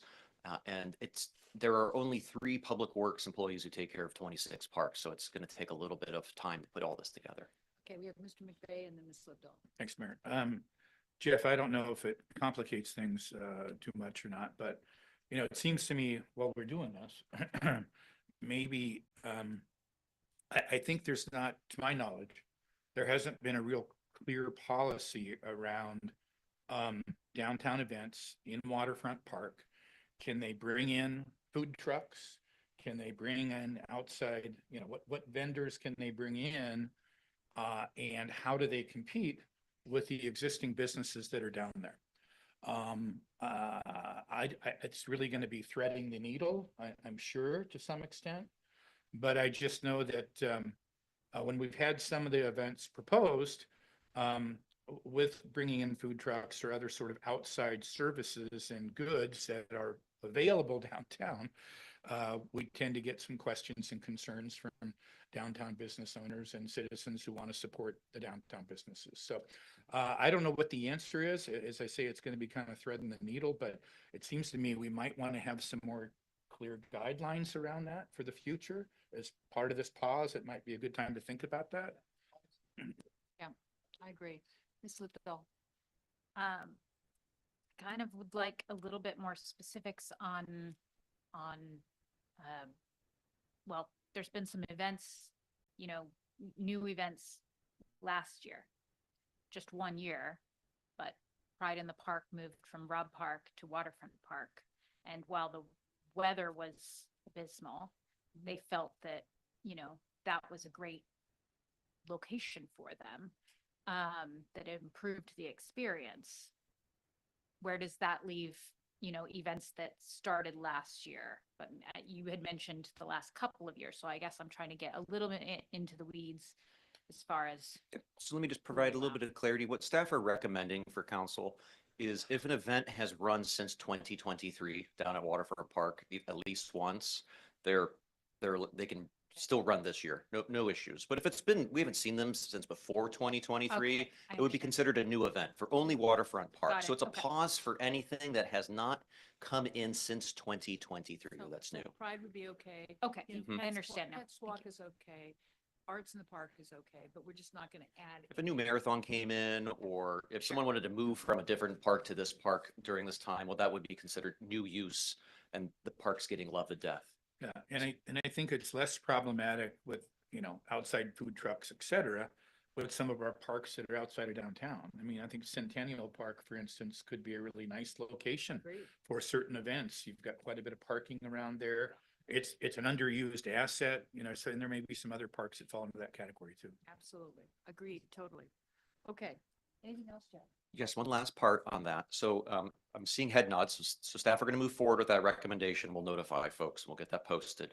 The second part to this is we'll also take this time. Last Friday, I was able to take a look at those 22 results from other cities about how they price permits, what they allow for use, nonprofit, for-profit, local, non-local. And we are going to be putting together a presentation to share that information with council. And that'll allow a little bit of future direction about what may need to be updated in the special events world. But if we're doing one thing, we may have capacity later this year to take a look at the other things. And we'll have to work with our city administrator and our mayor to make sure we can prioritize that. Okay. So it's on our radar. Okay. Thanks, Jeff. Anybody else? Mike, Josh, anyone? Okay. All right. Thanks, guys. Madam Mayor, if I Yes. could add a remark to City Administrator Rob Gelder's remarks on the legislature and the budget. I spent half the week with the legislature with my capacity on the State Public Works Board. We met with all four corners of the budget writers, and we heard already on Thursday morning that over the two bienniums, we're dealing with a $16 billion shortfall, substantially higher than. 4 years, yeah. Yeah, both bienniums together. We were there, a number of us from the board, to try and build a firewall around the Public Works Assistance account. But I do want to tell Diane Linnaeus, our Public Works Director, we will be opening the May cycle. We're fighting like heck to keep money. And of course, I'm keenly interested, Mayor, in a Public Works facility and think that would fit well within the guidelines. But right now, it's a firefight to keep that and other programs from being diverted or swept or both. It's a pretty tough situation. I did leave in the council cubbyhole on recognition from the state Senate, kind of cool to read that we were awarded on the floor, but I'm again hoping to work with Diane, yourself, and Mike Lund on the Public Works facility and have my fingers crossed. All right. Any more questions, comments from staff, departments? Okay.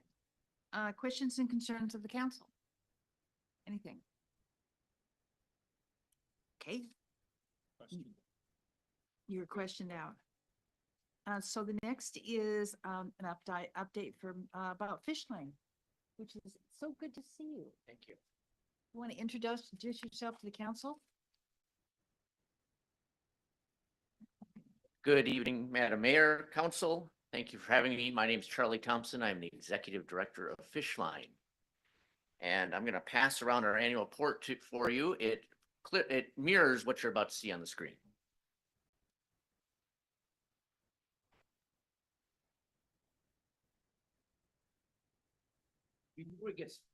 Before I get started, I just want to thank you all for the partnership and support that you give as a council, as a city, especially the city staff that I have the opportunity to work very closely with in partnership. So I'm very grateful for that. So I just want to walk you quickly through our annual report and hopefully have a little bit of time for questions at your pleasure. So what you see here on our first screen, just a quick snapshot of what we're seeing as far as service goes. You can see in 2022, we had about 1,500 households. Then it went up to 2,240 households in 23 and over 3,000 households in 2024. These are unique households that make several visits, you know, throughout the year to us. one of the things that you might be really interested in knowing is that the amount of people that come from outside of North Kitsap. With our food market, our free food market, only are we compelled to, but philosophically, we agree that anyone who comes to us should be able to get food. So you can see how we're really helping to serve the entire county in that regard. The other thing I just draw your attention to on this slide is our average age of our client right now has dipped to 31 years old. That is in large part due to families with children, more and more coming to see and receive our services. Here you got some high-level numbers of our services from last year, over 30,000 visits to our market. I mean, who would have guessed? Not all that long ago, when we first opened our building in 2018, we were seeing, a fraction of that, maybe 40 or 50 households a day. Now it's 130 households a day. You can see we're just giving out more food, over 1 million pounds of food, and a lot of non-food items as well, about $82,000 worth of non-food items. Some of our other programs, of course, people know us for our market, but we do many, many other things for the community. You can see some highlights here, over 1,700 mental health appointments, over 1,000 case management visits, $100,000 in funding to pay for rent and utility bills. Our shower program continues to go strong. And you'll notice our shower program is actually down from 2023. And we attribute a lot of that to the Recovery Resource Center, one, bringing a shower online, and a local church as well, operating a shower program. So, together we do better when it comes to serving our community. I want to highlight our birthday and holiday program as well, because this is a really unique program, the way it's evolved. We now use basically a gift certificate program where we create gift certificates. And this past holiday program, we distributed almost $40,000 in gift certificates that dollar for dollar went to support local businesses that accepted those gift certificates. So local donors support Fishline. Fishline manages and hands out these gift certificates, and local businesses benefit to the tune of about $40,000. It's a great way for a win-win all the way around. Just a few of the goals we achieved. I won't go into detail on all of them, but just gives you an idea of what we've been up to.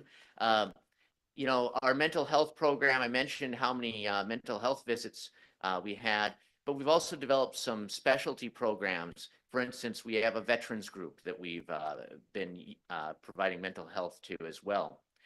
We've been engaging in so many collaborations all across the county, which of course is huge. We opened Fishline Thrift, which, if you're familiar with our facility on Viking Avenue, it is the outbuilding.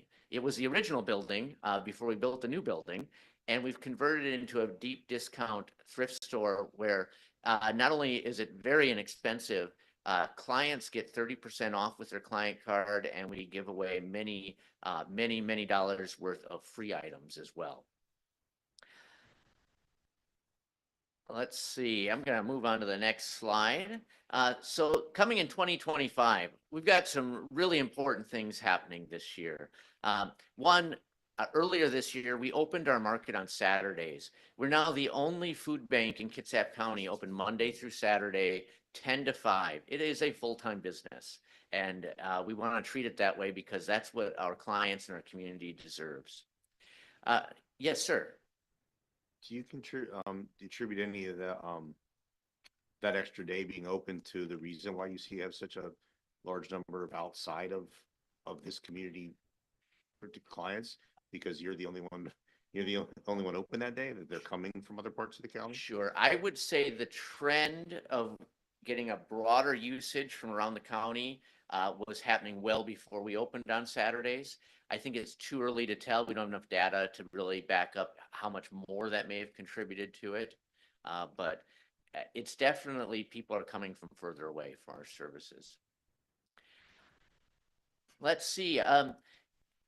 The other thing I want to highlight here is a mobile food market. Later this year, we have purchased a mobile food market and we expect it to be delivered later on, probably late summer. It's coming from Canada. So we're not sure how certain political things might impact that. But we are looking forward to getting that up and running to not only serve North Kitsap, but to be able to go wherever the capacity of the truck and the need exists around the county. And we're going to work with our fellow food banks and partners on that. Here's a quick shot of our revenue. You can see we are well supported with charitable income from our community. $1.3 million last year. It's just incredibly generous how much our community supports us. We had a great number of grants. A lot of those grants actually were going to purchase that mobile food market I mentioned. That's where I would say a good portion of those grants are coming from. Our thrift shop, so Second Season Boutique and now Fishline Thrift, approaching $600,000 in revenue. That's huge. That really shows how much more diversified we can be with our revenue streams. And then you can see some of our other earned income. But then the in-kind, the $2.5 million worth of food and material goods that are donated that we then sell at our thrift store. And a lot of that in-kind, well, I'll show you another side how it's broken down, but again, it's so well supported by our local community. And then on the expense side, you can see, no surprise, as most businesses, personnel tends to be your biggest expense, followed by operations, but then $3.2 million in client programs. Again, that's the food, that's the rent assistance, that's the children's holiday help, that's the partnership we have with Parks and Rec, paying for children and adult Parks and Rec fees that we've established in the past year. And I will highlight, while these are unaudited, our most recent audit from 2023, we're hovering right around 94 cents out of every dollar is going right into programs and services to those we serve. Great. I have a quick video for you if we have time and it works. Highlighting, let's see if it, maybe not. Can we go? Nope, that's fine. I've got it. I can talk. It's fine. Oh.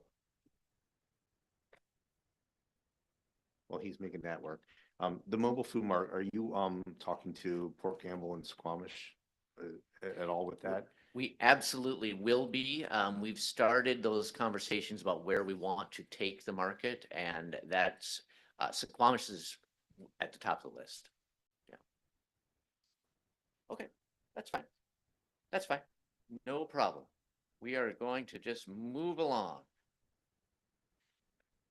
One of the video that we were going to show you actually focused on one of our donors, Jerry Goodwin, who has been giving for a very long time. Actually, as this went to print, I just have to read his quote. Fishline has a heart, and these days you can't find another organization with a heart. It's in my heart, and it will be here until I die. And that's just the way it is. As this went to print, Jerry passed away. And we're just so grateful for his support and so many like him. But I just feel so fortunate that he was willing to go on video and record for us. And then not long after that, he passed. But you can see, the gifts that we received, the amount of donors, and donors are needed, and that really helps. But so does 37,000 hours of volunteer service.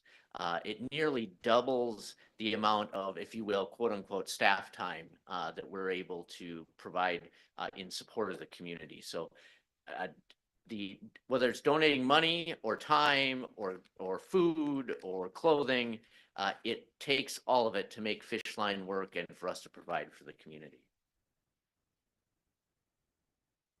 And here's that second video. We'll see if that one works for you. Yeah, a little client story.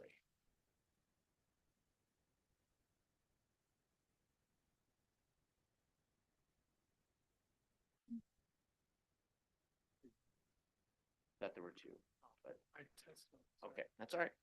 Not a problem. We got plenty of material to work with here. Actually, we're finishing up, but just gives you an idea of our board members here. Of course, we have a board consisting of community members and then our staff leadership as well. It takes a village. It takes all those volunteers, it takes all those donors, and it takes leadership as well. So with that, I hope we have a little bit of time. I'm happy to answer any questions you have. Go ahead, Mr. Stern. Thank you, Mayor. So Charlie, you are doing an excellent job. I've had the opportunity to get to know you personally. You bring a lot of value to the Rotary Club, but the way you stepped up to Fish Line, I think you're one of the outstanding executive directors. I salute you. Thank you. And I think this presentation tonight proves how well you conduct yourself. So knowing that this is being shown in Poulsbo right now and Saturday will be replayed countywide, can you take that opportunity to speak to what the current needs are, what people might be able to donate, and differentiate between the Fish Line proper and some of your secondhand stores so that maybe this can generate more good? Sure, absolutely. Thank you. The food banks throughout the county are in need of support. The need continues to increase throughout the county. What's happening at both the state and federal level is directly affecting how many people need our services, and it actually already has affected funding for those services. So whether you're, in South Kitsap, in Bremerton, on Bainbridge Island, support your local food bank. That's the best thing I can tell you. Whether it's donated food or dollars, we all need it. So thank you for that.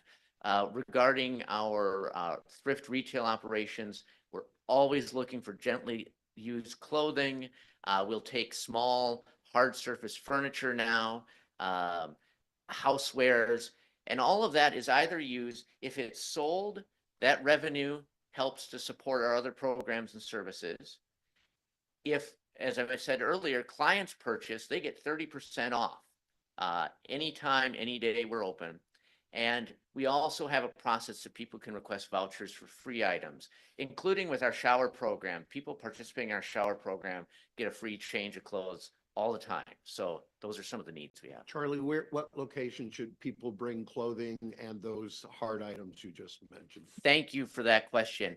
Please bring them to Poulsbo Village at Second Season. We now have a box truck parked out front to make it much more convenient.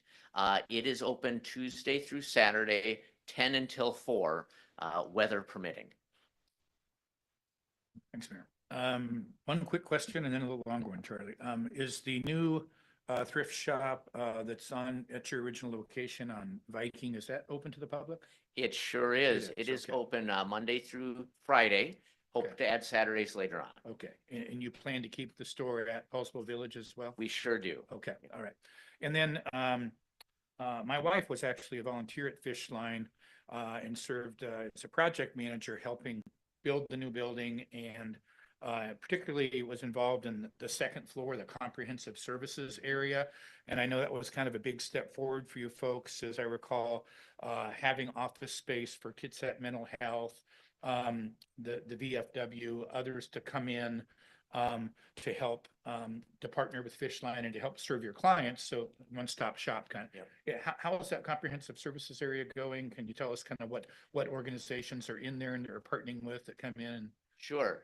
No, it's, like anything, it evolves over the year. We've had people come and go, different partners and such, but we're still providing mental health services, actually AM, FM. We contract with them.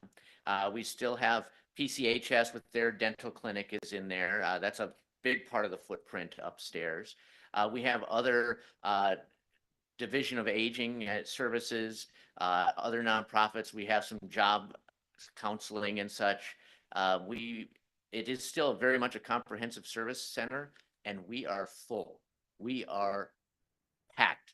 I had a meeting earlier this week. We were trying to map out office space because the need is growing, and we need to grow with it. Great to hear. Thanks for the update. Mr. Tabor, go ahead.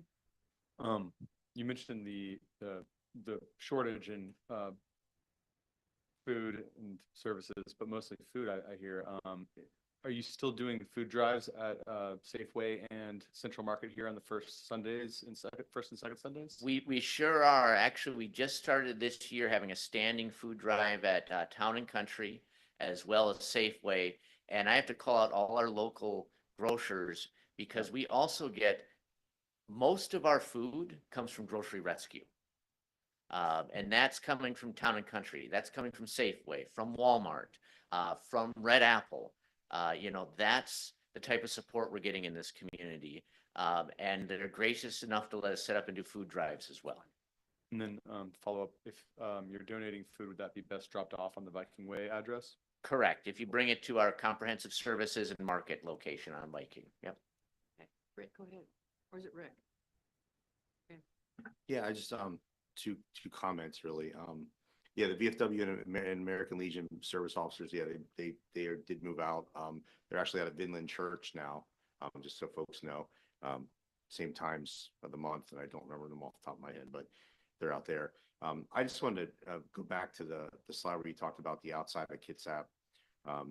And I absolutely support and appreciate that you're doing that. We recognize all the time, the county of Poulsbo, the zip code of the watershed, depending on how we look at it, and how we are the center for a much larger area than just the city limits. But it brings me back to a conversation we had at one point about the county and the money that our sales tax money that goes to the county and gets dispersed back out, and that we apply for continuously and don't get. And one of the justifications for that is organizations, and I believe they listed Fish Line as, well, organizations in Poulsbo get money, therefore you're represented. But as we see, you're helping a lot of other folks. And so I think that's kind of a bullet point for Kim going back to say, yes, true. Fish Line is getting funds from these, and they're located in Poulsbo, but they are truly a county resource. And so the Resource Recovery Center, which we keep asking for funds for, needs to be considered just like these, Fish Line and other services. I think that there's a little bit of, I don't want to say punishment's the wrong word, but there's a little bit of gamemanship in the way that they're be considering what's Poulsbo and not when they consider our requests. And this number concerns me just a little bit in that's happening, because we need to help everybody, but Poulsbo needs to get some of our own sales tax back to help our citizens. It is the largest food bank down in the county, right? Yes, depending on how you measure it. That's what I thought. Yeah. Okay, Britt, go ahead. Not a question, just a comment. I'm gonna try not to get a little bit emotional here, but my family has benefited in the past from Fish Line, and I think those of us who've been here a long time have watched the changes and the growth, and I think we should just be profoundly grateful. Fish Line has always, served people with such dignity, and if you're going to Fish Line, you're needing help, and it can be such a vulnerable position to be in. So I'm just really proud that our community steps up to keep growing this and to offer it to anyone. It's one of the oldest food banks in the country. That's right. Yeah, and it started up at St. Olaf's Church, and then it moved down. Yeah, and then it moved down to the place here on Third Avenue, where the guitar shop is. And then we finally figured out how to get it built over there on Viking. Yeah. But it's a remarkable organization. And if I may, I think it's fair saying all are welcome at Fish Line. And, especially now, it's important that people hear that. All are welcome. We will provide you a positive, dignified experience. We want to help people that need help. So all are welcome. Thank you, Charlie. Thanks, Charlie. Beautifully put. Thank you very much. Yes, go ahead. Go ahead, Pam. That's okay. Go, Charlie. Sorry. I was curious about, I see on the website most needed items, but I was also curious about items that speak to food sensitivity or, those who might have some intolerances. Do you struggle with getting those type of donations, or do you find that to be a high need or ask? I think it is one of our challenges because people have unique needs and we tend to get food in bulk, which often makes it more challenging. We will do what we can. We do have some items that we kind of keep off the shopping floor that we can provide under unique circumstances. We also occasionally have the ability to give away gift cards like to Safeway and such, and that can really help provide more flexibility for folks. I'm glad to hear that you're finding some creative solutions to answer that, because those foods are so pricey and expensive, and so I'm glad to see that that's something that you're trying to meet that need. Absolutely.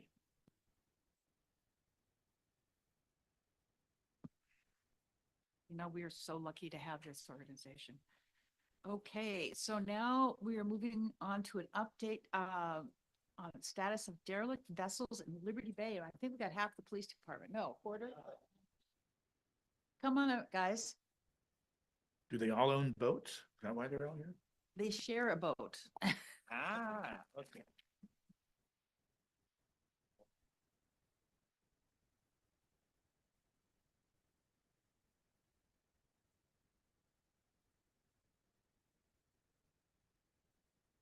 Good evening, Mayor and Council.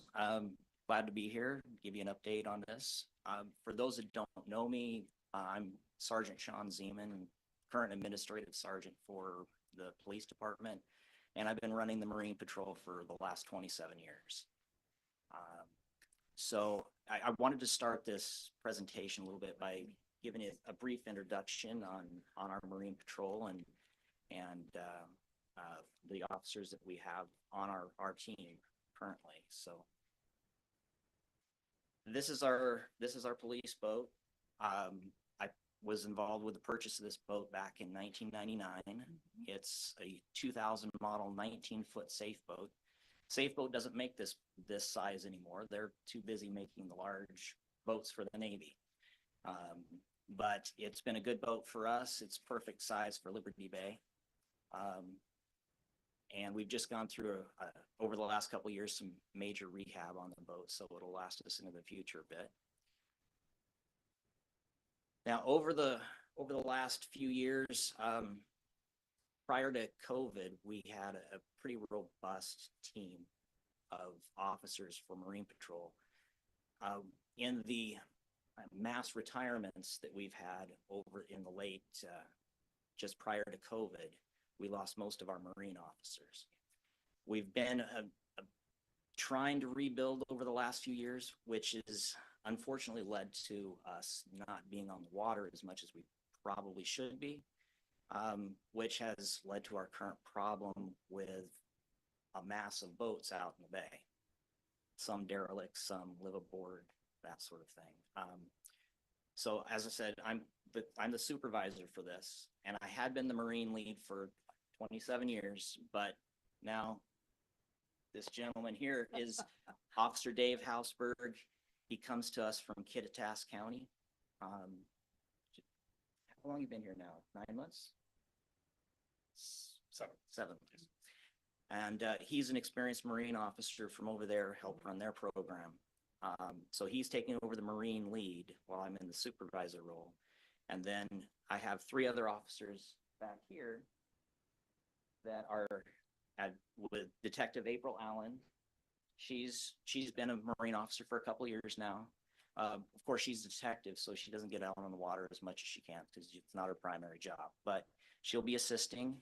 And Officer Justin Black, he's our current school resource officer. So when he's not in school over the summer, his job is going to be Marine Patrol.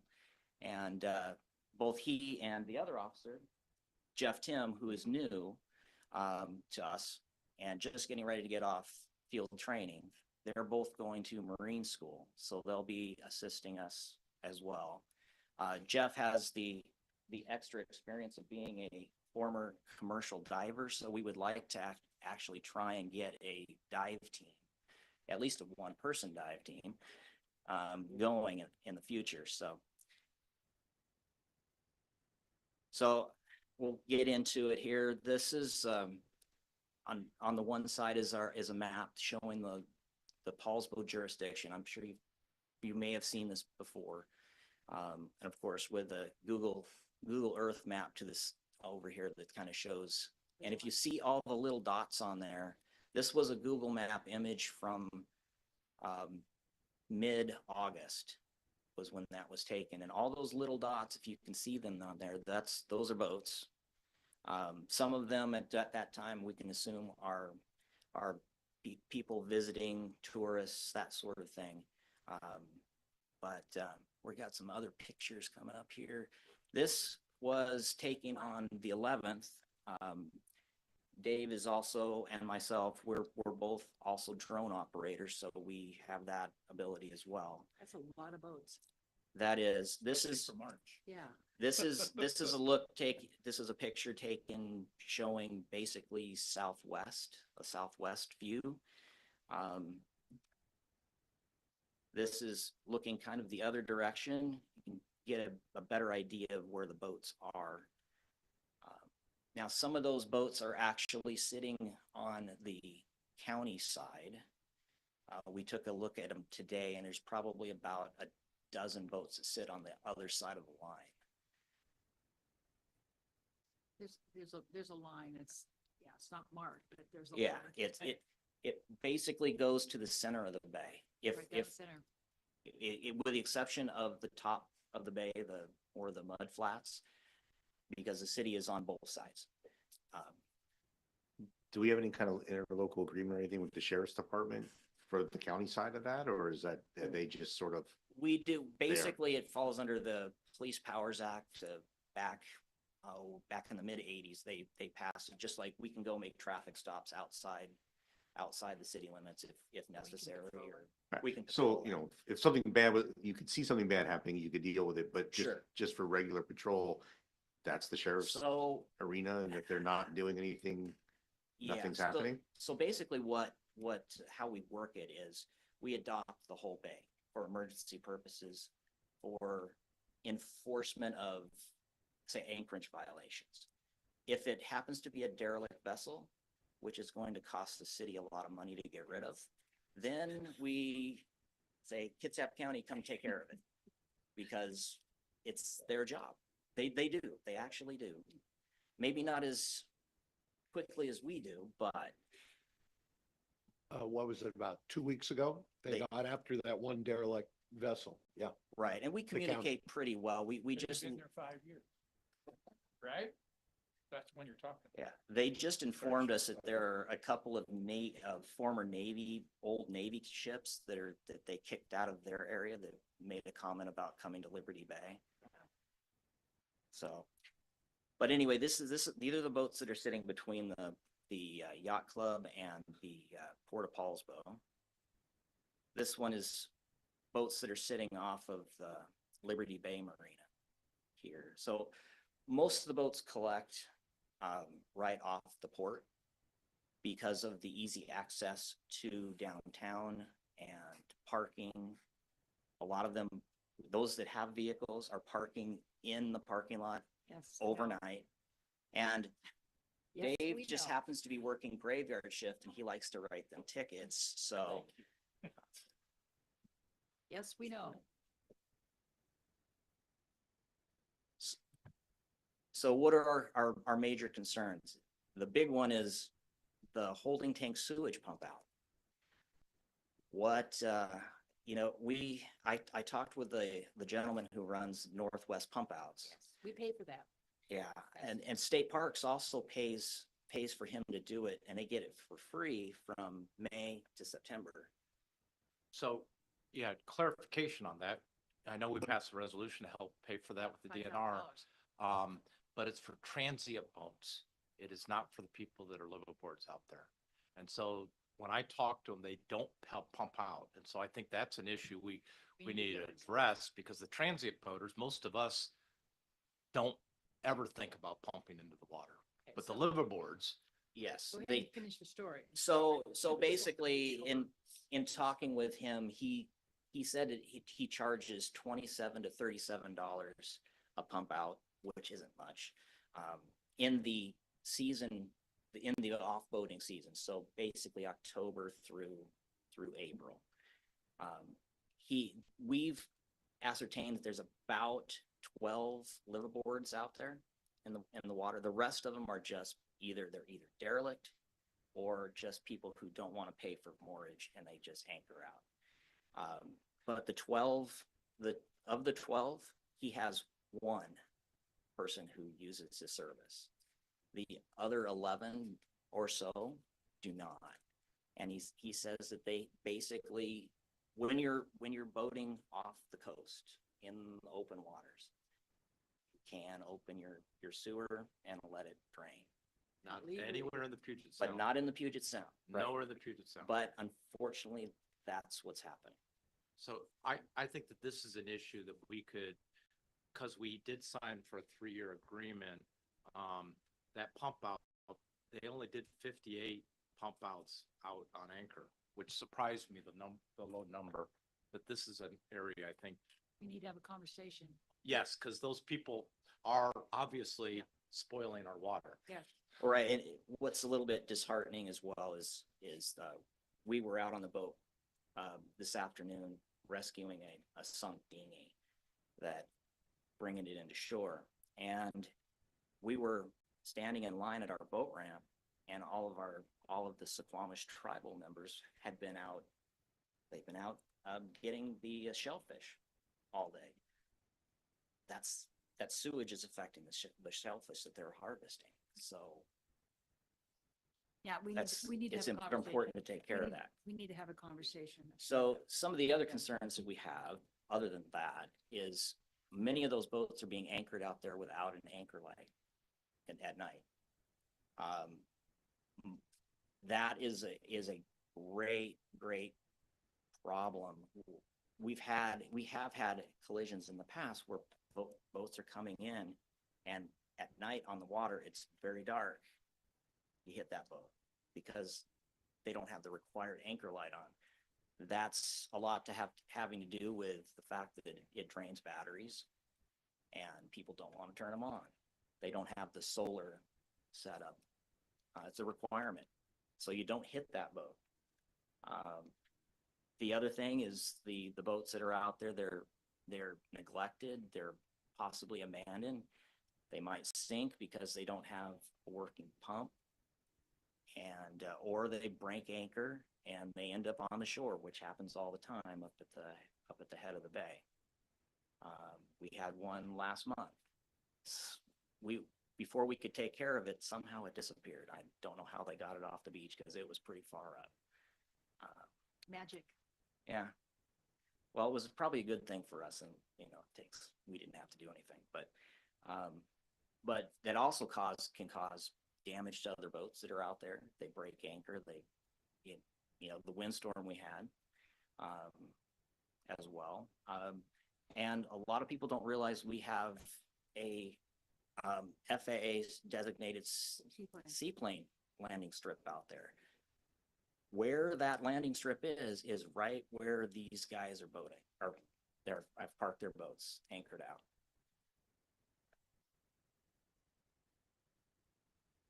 So I threw this picture in here. This was the boat that sunk at the head of the bay back in 2021 that we ended up going through the derelict vessel program and taking care of.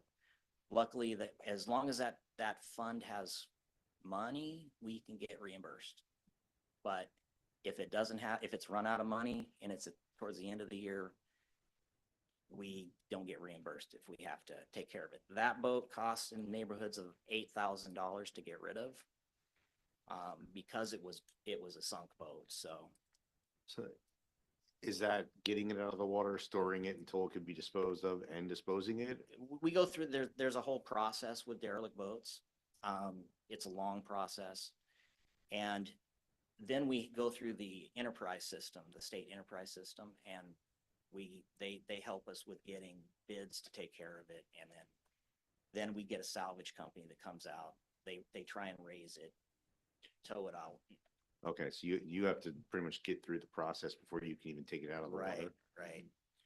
Is thinking of bay quality is that something that we could address to where we could at least get it out of the water to start and then move forward on getting rid of it? Like, could I it be, understand. like, could we separate the getting it out of the water so it's not leaking and causing further damage to the bay, and then work on disposing of it once it's I out? suppose, I don't even know how you get them out. If it's a danger, you can work on trying to get it out. The problem is it, you gotta go through the bid process and all that. We don't have the ability to get, to raise a boat like that. Okay, so it's, If it's just in the process of sinking, we can go out and put a pump on it, pump out the water and bring it into if we can get a spot at the port. The port in the past has been helpful with us if we need to park a boat out there for a period of time. So we would have to do that. But this particular boat that we couldn't get, there's no way to get it out of the water. And it really only sunk, it didn't have a hole in it. It sunk because it was at the head of the bay. When the tide would go out, it would go sideways. When the tide would come in, the water entered the boat and then it wouldn't float anymore because it was filled with water. But anyway, so how do we fix the problem? We've got several things. This is what we have been relying on. It's the anchorage. It's a whack. And it basically says that a boat can't be parked on state waters longer than 30 consecutive days or no more than 90 days in 365-day period of time. The problem with this, and we've used this, we have a form that we fill out for each boat, and we have to physically lay eyes on that boat in the bay every day in order for the 30-day rule to take effect. Problem is if we miss a day, then it restarts the clock for the 30 days. But the 90-day, we usually go with the 90-day because that's doesn't have to be consecutive. If we miss a day or 2 or 3 here, then we just add that time. So the one thing with that is it's only a $99 fine a day for the violation when the violation does occur. So it's not much of a hammer for these people to get them to move. And what they have to do is they have to move their boats 5 miles away as the crow flies. So again, $99 isn't much. I've had some of the boaters say, well, that's cheap. I'll just pay the fine. How many fines are we doing a year? I don't know. Or how many times are you doing? When we had the Curious. ability Order of to magnitude. do that, at one point I think I issued 25 different fines here when we had a problem just before COVID. Is that 25 in what period of time? That was over a season. It was when we had another round of these things. What happens is if boaters hear that we aren't on the water doing enforcement, then they come because boaters talk and oh, well, we're being kicked out of here, so we're going to go over here where they're not watching. would this be the same enforcement for those that are parking in the seaplane lane? Yes, yeah, exactly. Mm, So that's one option that we've used. Now for the derelict vessels, we can determine, this is kind of the process that we do. We go through the Department of Natural Resources program for derelict vessels. They basically handle anything less than 200 feet on Washington waters. They manage the program. They help us out. They're very helpful. It's such a process that they have to handhold us a little bit sometimes because we don't do it all the time. But they maintain a directory of all the boats. If you go to their website, they have a directory of every boat that's been reported to them. And again, it shows that they will reimburse us to include our time, our hours that we spend working on this, as long as they have funds. It's severely underfunded for the problem that's in Washington State. We're not the only ones that have this issue. So the other thing that I just found out with having the extensive experience here, when I first took over the Marine program, some of you may remember who were living here, we had a problem with a boat called the Ked. And it was owned by an older gentleman, Oscar Bailey, and it was an old World War II oil ship, and it was 124 feet long, and it was parked out there. It was broken down in the middle of the bay, and so at that time, the planning department established a moratorium on liveaboards in the bay. Temporary thing. I just happened to remember that, and I did some research and found, checking our shoreline master program, and we actually have a prohibition on liveaboards that I didn't know about. When did we get this? It was established in 21 was the last review. Yeah, and so I just to confirm that this was, I checked it out with Heather. Yeah, I don't remember this. Yeah, okay? I mean, but we do a lot of stuff here. but Yeah, don't- I called Heather, right, just to confirm, and she checked it, and yeah, we have a prohibition of liveaboards. It gives a definition that it defines it as anybody who's living on the water in a boat for longer than 2 months. What that does is it leaves the leeway for folks who are here transient during the boating season, tourists, that sort of thing. So it does prohibit liveaboards outside marinas. It's in the same code portion that limits the amount of liveaboards that can be in a marina. It's somewhere, I believe it's 10% of their slips can be have liveaboards. So it's in that same code. Go ahead, Gary. Thanks, Mayor. So it sounds like this could be a really useful tool in the toolbox. Oh, yes, yeah. I do think given the length of time that's passed since it was approved, apparently, we should run it by the city attorney just to verify I'm that just wondering other when it changes actually occurred. was approved, because it might have been touched in 2021, but It was this particular one, I'm not sure. I believe everything was last reviewed in 21. Yeah. For that whole shoreline Probably master program. it's probably been reviewed in 2021, but I'm stunned that this is here. I did not know this. Yeah. Yeah. Actually, Heather didn't Yeah. know it either. So until my she saw guess it. is it's old code and 96. Yeah. I believe that was probably put in place due to the CAD issue back in the late 90s. Okay. So now that we know that it's here, we can start enforcing it. Right, it runs under Heather's purview because it's code enforcement.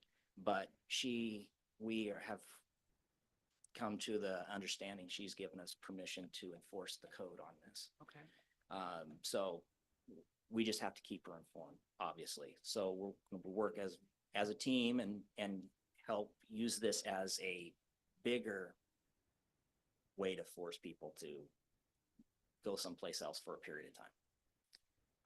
It does carry a criminal infraction. It can be, you can be arrested for it. Can be up to a $5,000 fine. So it is much more incentive for people to leave than the $99. But it does fall within, we have a 30-day and a 90-day. This one falls right between and as a 60-day. So we'll use this, we just use the same form that we used for the anchorage, and if we can get it at a 30-day, they get tickets for it and they get warned, and they basically, we let them know that they're arrested. If we plan to start enforcing this, we should make sure we give the port of Poulsbo Yes. a heads up. Agreed, yes. Form the Port port liaison and Tabor. actually post it along the docks in the port so that people know. Right. Or that could happen. And Heather did provide us with a sample warning letter so that we be totally above board and let people know about this. Did you have something? Yeah, go ahead. Was there more? Or is No, that your No, presentation? that's it. I was just gonna open it up for questions. Thank you. First, I want to congratulate Officer Hausberg on your Marine lead position. You have big rubber boots to fill. And thanks Sergeant Sean Seaman for many years of leading that up.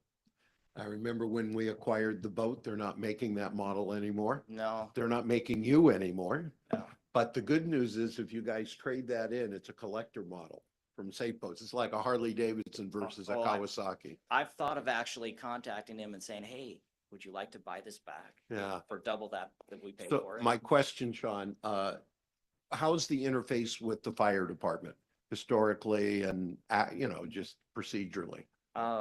Are we talking about their fireboat? That one's a bit of a sore subject for me. It's, we entered into the agreement with them under former Chief Townsend's oversight. Once he left, they continued the process, but we were told to not be involved anymore. So they continued with the process under using our police department information, and they got the boat. But we've never been given access to it. We've never been allowed to use it. Funny thing is they would rather borrow our boat Yeah, that's what I thought. than take that boat out because it's easier. Our boat's easier to operate. For most of what they have to do, our boat is much easier to operate than that large boat.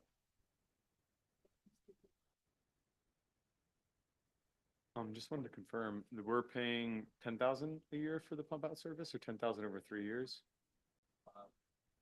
5,000 annually. Okay, at $50 a pump out, that's 100 pump outs that we should be getting, but we're only getting 80.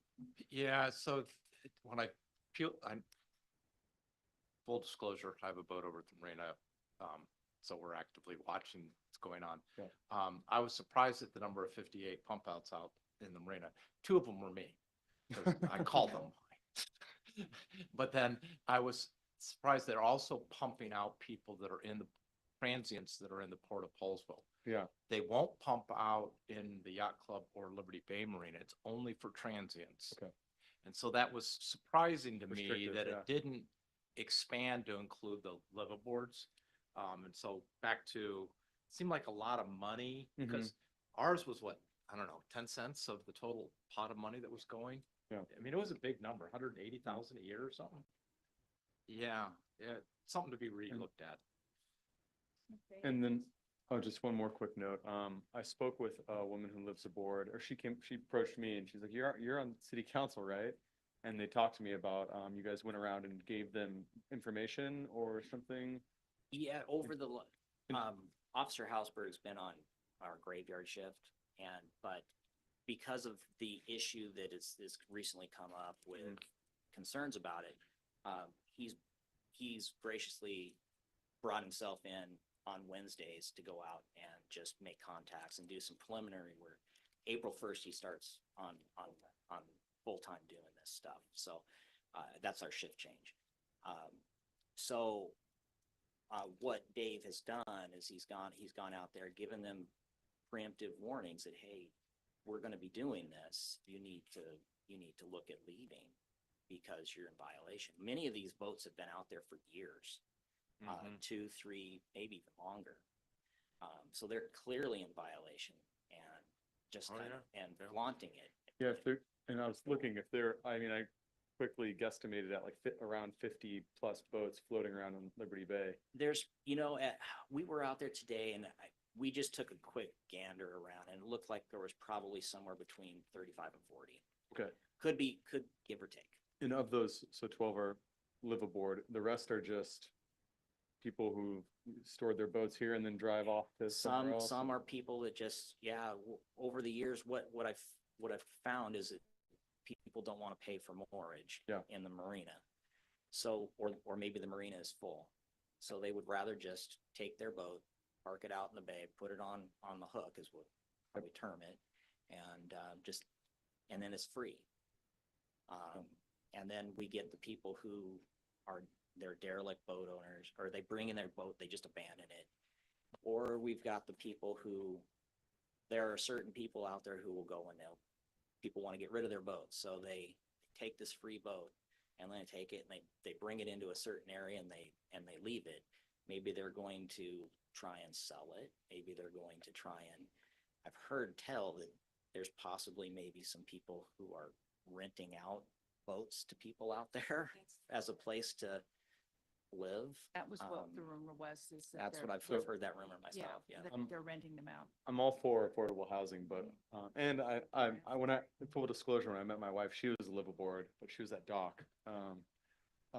But yeah, I mean, only 2 people taking advantage of the pump out services and the environmental stuff is a concern. The person, when they confronted me and had some concerns, I told them, if you could form a group, combine your concerns and then present to city council, that's the best thing you can do. So maybe they'll come and present, maybe not. But I'd be interested to hear what their thoughts are on the matter. But I think in terms of prioritization, it's all these boats that are just either pumping out, deteriorating, or just left here abandoned. Yeah, forever. it's a whole conglomeration, and basically in trying to figure out, boating is a whole different world. Vehicles, easy. They have VIN numbers, they have license plate numbers. Trying to get the information for, say, what they call a documented vessel is not as easy. They don't post WN numbers, which is like the boat license plate. They're required to register in the state, but they don't have to put the WN number on their boat. So trying to figure out ownership of the boats, and a lot of of these people aren't registering their boats, or they'll buy them, and they're still listed as being the 2 owners ago So if their so tabs are expired, it's not as like a car where you can just. right. And there are some boats that, they have 10 years expiration. They haven't updated their boats in 10 years, and DOL tends to purge all the information after 7. So it makes it very challenging. And then trying to find the documented boats, that's where you document your boat with the Coast Guard. And you don't have to put a WN number on it. You just have to have the boat name and the hailing port in the back. Trying to get access to that information from the Coast Guard, not real easy for me. So trying to find ownership, it's a challenge. It's a Scooby mystery, like I like to say. So it's Mr. McVeigh and Mr. Yeah, thanks, Mayor. Thank you all for what you do. This is really important. I would say that the number of derelict boats and related concerns out on the bay are certainly one of the complaints and issues that I hear about the most as a council member. I'm glad to hear about the new hires, the new staffing plan. It sounds like we'll be able to spend some more time on the water this season, particularly. Shout out to Jeffrey Tim and congratulations joining the department. I was on the interview panel when Jeffrey was hired, so good to see you. So thank you, and it's important. So my question is, are you seeking something from City Council, or are you here just giving us an update? At this point, just giving an update. Okay. Okay. I had some complaints. I had some complaints and people came to me. I chased the chief down, said, we got to get out of the bay. We got to get out of the bay. And so they're just reporting back saying they are in the bay now. They are starting to do enforcement. Great. And if we do need some more tools and resources, please let Chief Harding know and we'll be happy to look into it. Well, one thing that and Dave actually had the idea today is having, maybe you can chime in there about having them register when they come into the bay. Yeah, I don't know the legality of it or what the process might be, but it seems to me that it'd be reasonable because the law seems to allow a registration process of being of anchoring in the city. Although the shoreline kind of contradicts that and says that you just can't do that. But maybe if it falls under that category for the 2 months, I think a simple registration, with or without a fee, seems reasonable because then we know who they are. We know how long they've been there and what their plans are and the ability to contact them. We're going to be checking with some of the other agencies. There's got to be somebody that's doing something similar and seeing how they handle it. It might be something that would be required for them to come in and check in with the port. Just, hey, give your information. And it's an emergency contact information so that we have a way to get a hold of whoever owns the boat. Britt and then Mr. Eckert. I'm glad that there is something, I guess, on the books right now that will help with enforcement, but I guess, and I don't want to get too much in the weeds on this, but just from high level, I mean, having a really firm no liveaboards policy, I feel like isn't, I don't know.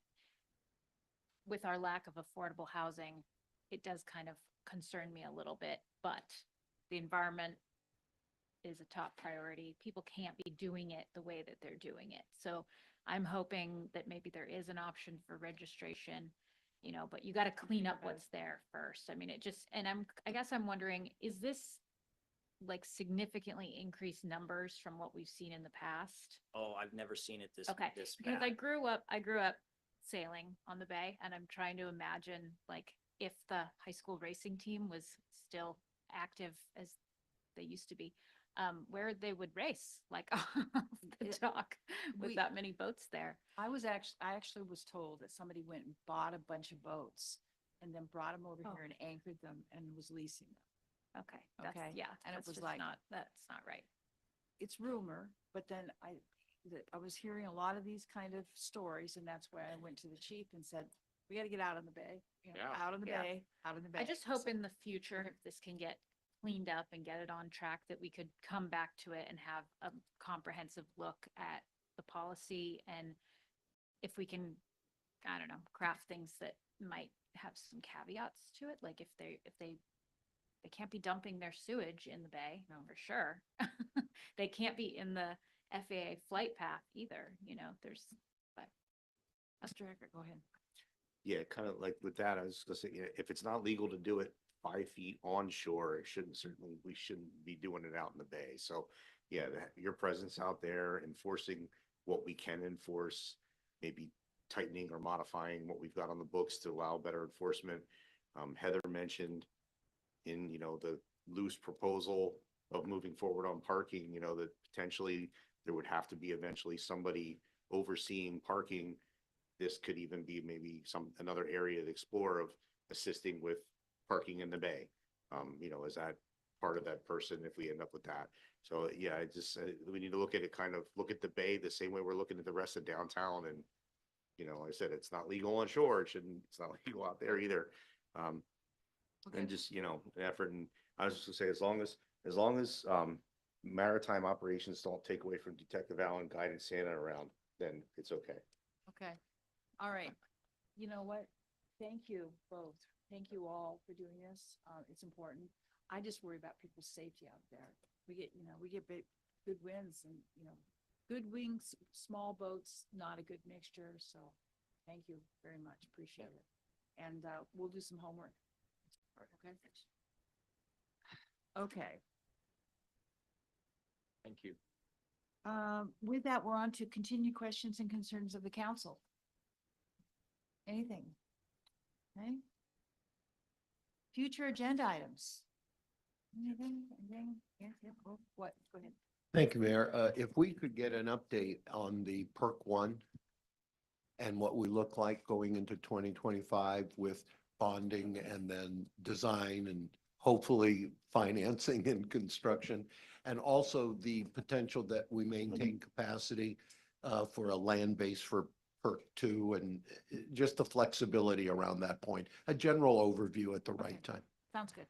Thank you. Okay, continued comments from citizens. Any comments? Sure. Absolutely. Go ahead.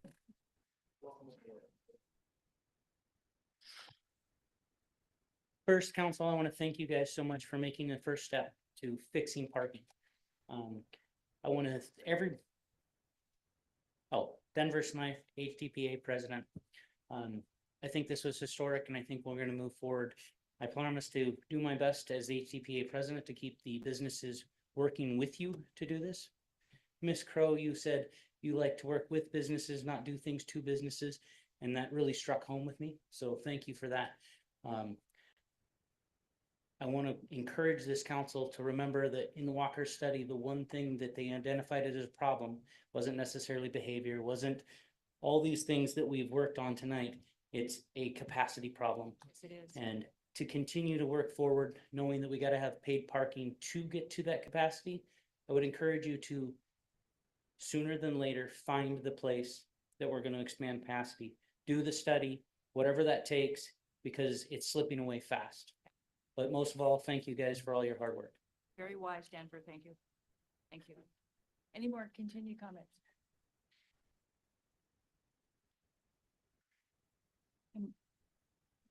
Megan Martin. Although Denver is the president of the HDPA, I do also want to say that not every business owner, and I'm speaking for myself as well as some others, would express that full sentiment. So I do want to just put that on the record, that there still is a lot of concern and there is trust. And I believe that we have somewhat of a lack of trust. There are some of us that don't fully trust and trust that maybe our voices will be heard fully. So I, in the same spirit, also want to work, but I want to make it clear that there is hesitation, that I believe this is an opportunity for the council to be transparent with us, to be honest, to be forthcoming, and for this to be very clear that this is truly for the best interest, that there is not anything that feels shady and off, or that money is truly at the root of this. I ask that it be done as conservatively as possible. I understand this is a business, if you will, too, that you are all running for our city. I understand that. It comes down to some bottom lines. I get it. However, please, to gain the trust of us in this process, that if I can speak on behalf of the ones that are probably a little more hesitant, that this is a time to do this graciously. And I will try to also be a voice of reason and try to do this graciously on my part too. So just want to say that. So cheers to working together for the next little while on this, huh? All right, that's it. Thank you. Anyone else? Okay, mayor and council comments. Any last comments? Go ahead. Jurisdictions may sometimes be run like businesses, but we are really not for profit. No, we are not for profit. Rick and, go Rick and then Gary. Okay. Thank you. I did a couple things related to the comments and parking discussion. As I was moving around talking with various business owners, if we've been going through this process, I met with a few that said, Gary, if I would support this if I knew that estimated $400,000 to $500,000 per year in profit is really going to go to improve downtown parking and transportation in and out of downtown. Yeah. And we're all committed to that. It's in writing in the resolution. I asked, do you want me to sign in blood? And he said, yes, could you? So, but I also am going to suggest, and I suggested this to Denver during the break, that 2 to 3 times a year, more if they want, that the sitting president of HDPA come in and meet with Deb and perhaps City Administrator Gelder, look at the books, look at that account for where that money is coming in and where it's going, to verify that those funds are being used to improve parking and transportation related issues downtown. Thank you. It has to stay downtown. Mr. Eckert. Yeah, and just great discussion tonight on the parking. I think we did our due diligence, we did our job. And I just wanted to add, when I talked about fairness, and I just want to make sure folks understand. I'm not talking about everybody pay their fair share type model. I'm just saying that we do represent a whole city, not just a part. And I want to make sure that those folks that are not located on downtown understand there are in our scope, and our thoughts, our concerns as well. We do want Viking Way to be revitalized and vibrant and have its own flavor. We want College Marketplace to have it vital and to have its own flavor. 305 the same. We're looking at this as a whole city, and so it's not just that, we don't want to focus on one area to a detriment of another area. We want it to be holistically good for all. And this isn't a finite pool. That's the one thing our growth is showing us. There isn't a limited pool of customers that improving one area means less for another area. there's more every day. So this is just adding to the ability to take in the more. It's not a fight for the limited resource of customers. So I'm gonna keep that in mind. And then I was just gonna point out, so at last night's VFW meeting, we started planning for Memorial Day. So Memorial Day ceremony on Memorial Day, and I'll bring it up later as it comes close, but one of those events where we love the park. And so we will be holding that again this year. And I'm gonna catch Officer Zeman and ask about the boat. Okay, is there any more council comments? We have an executive Executive session tonight, so I would entertain a motion for adjournment because we're not making any decisions. It's simply a briefing regarding potential lease for of real estate. 10 minutes, second floor conference room. Move and to adjourn. Move to following adjourn. the Is there a Second. second? All in favor? Aye.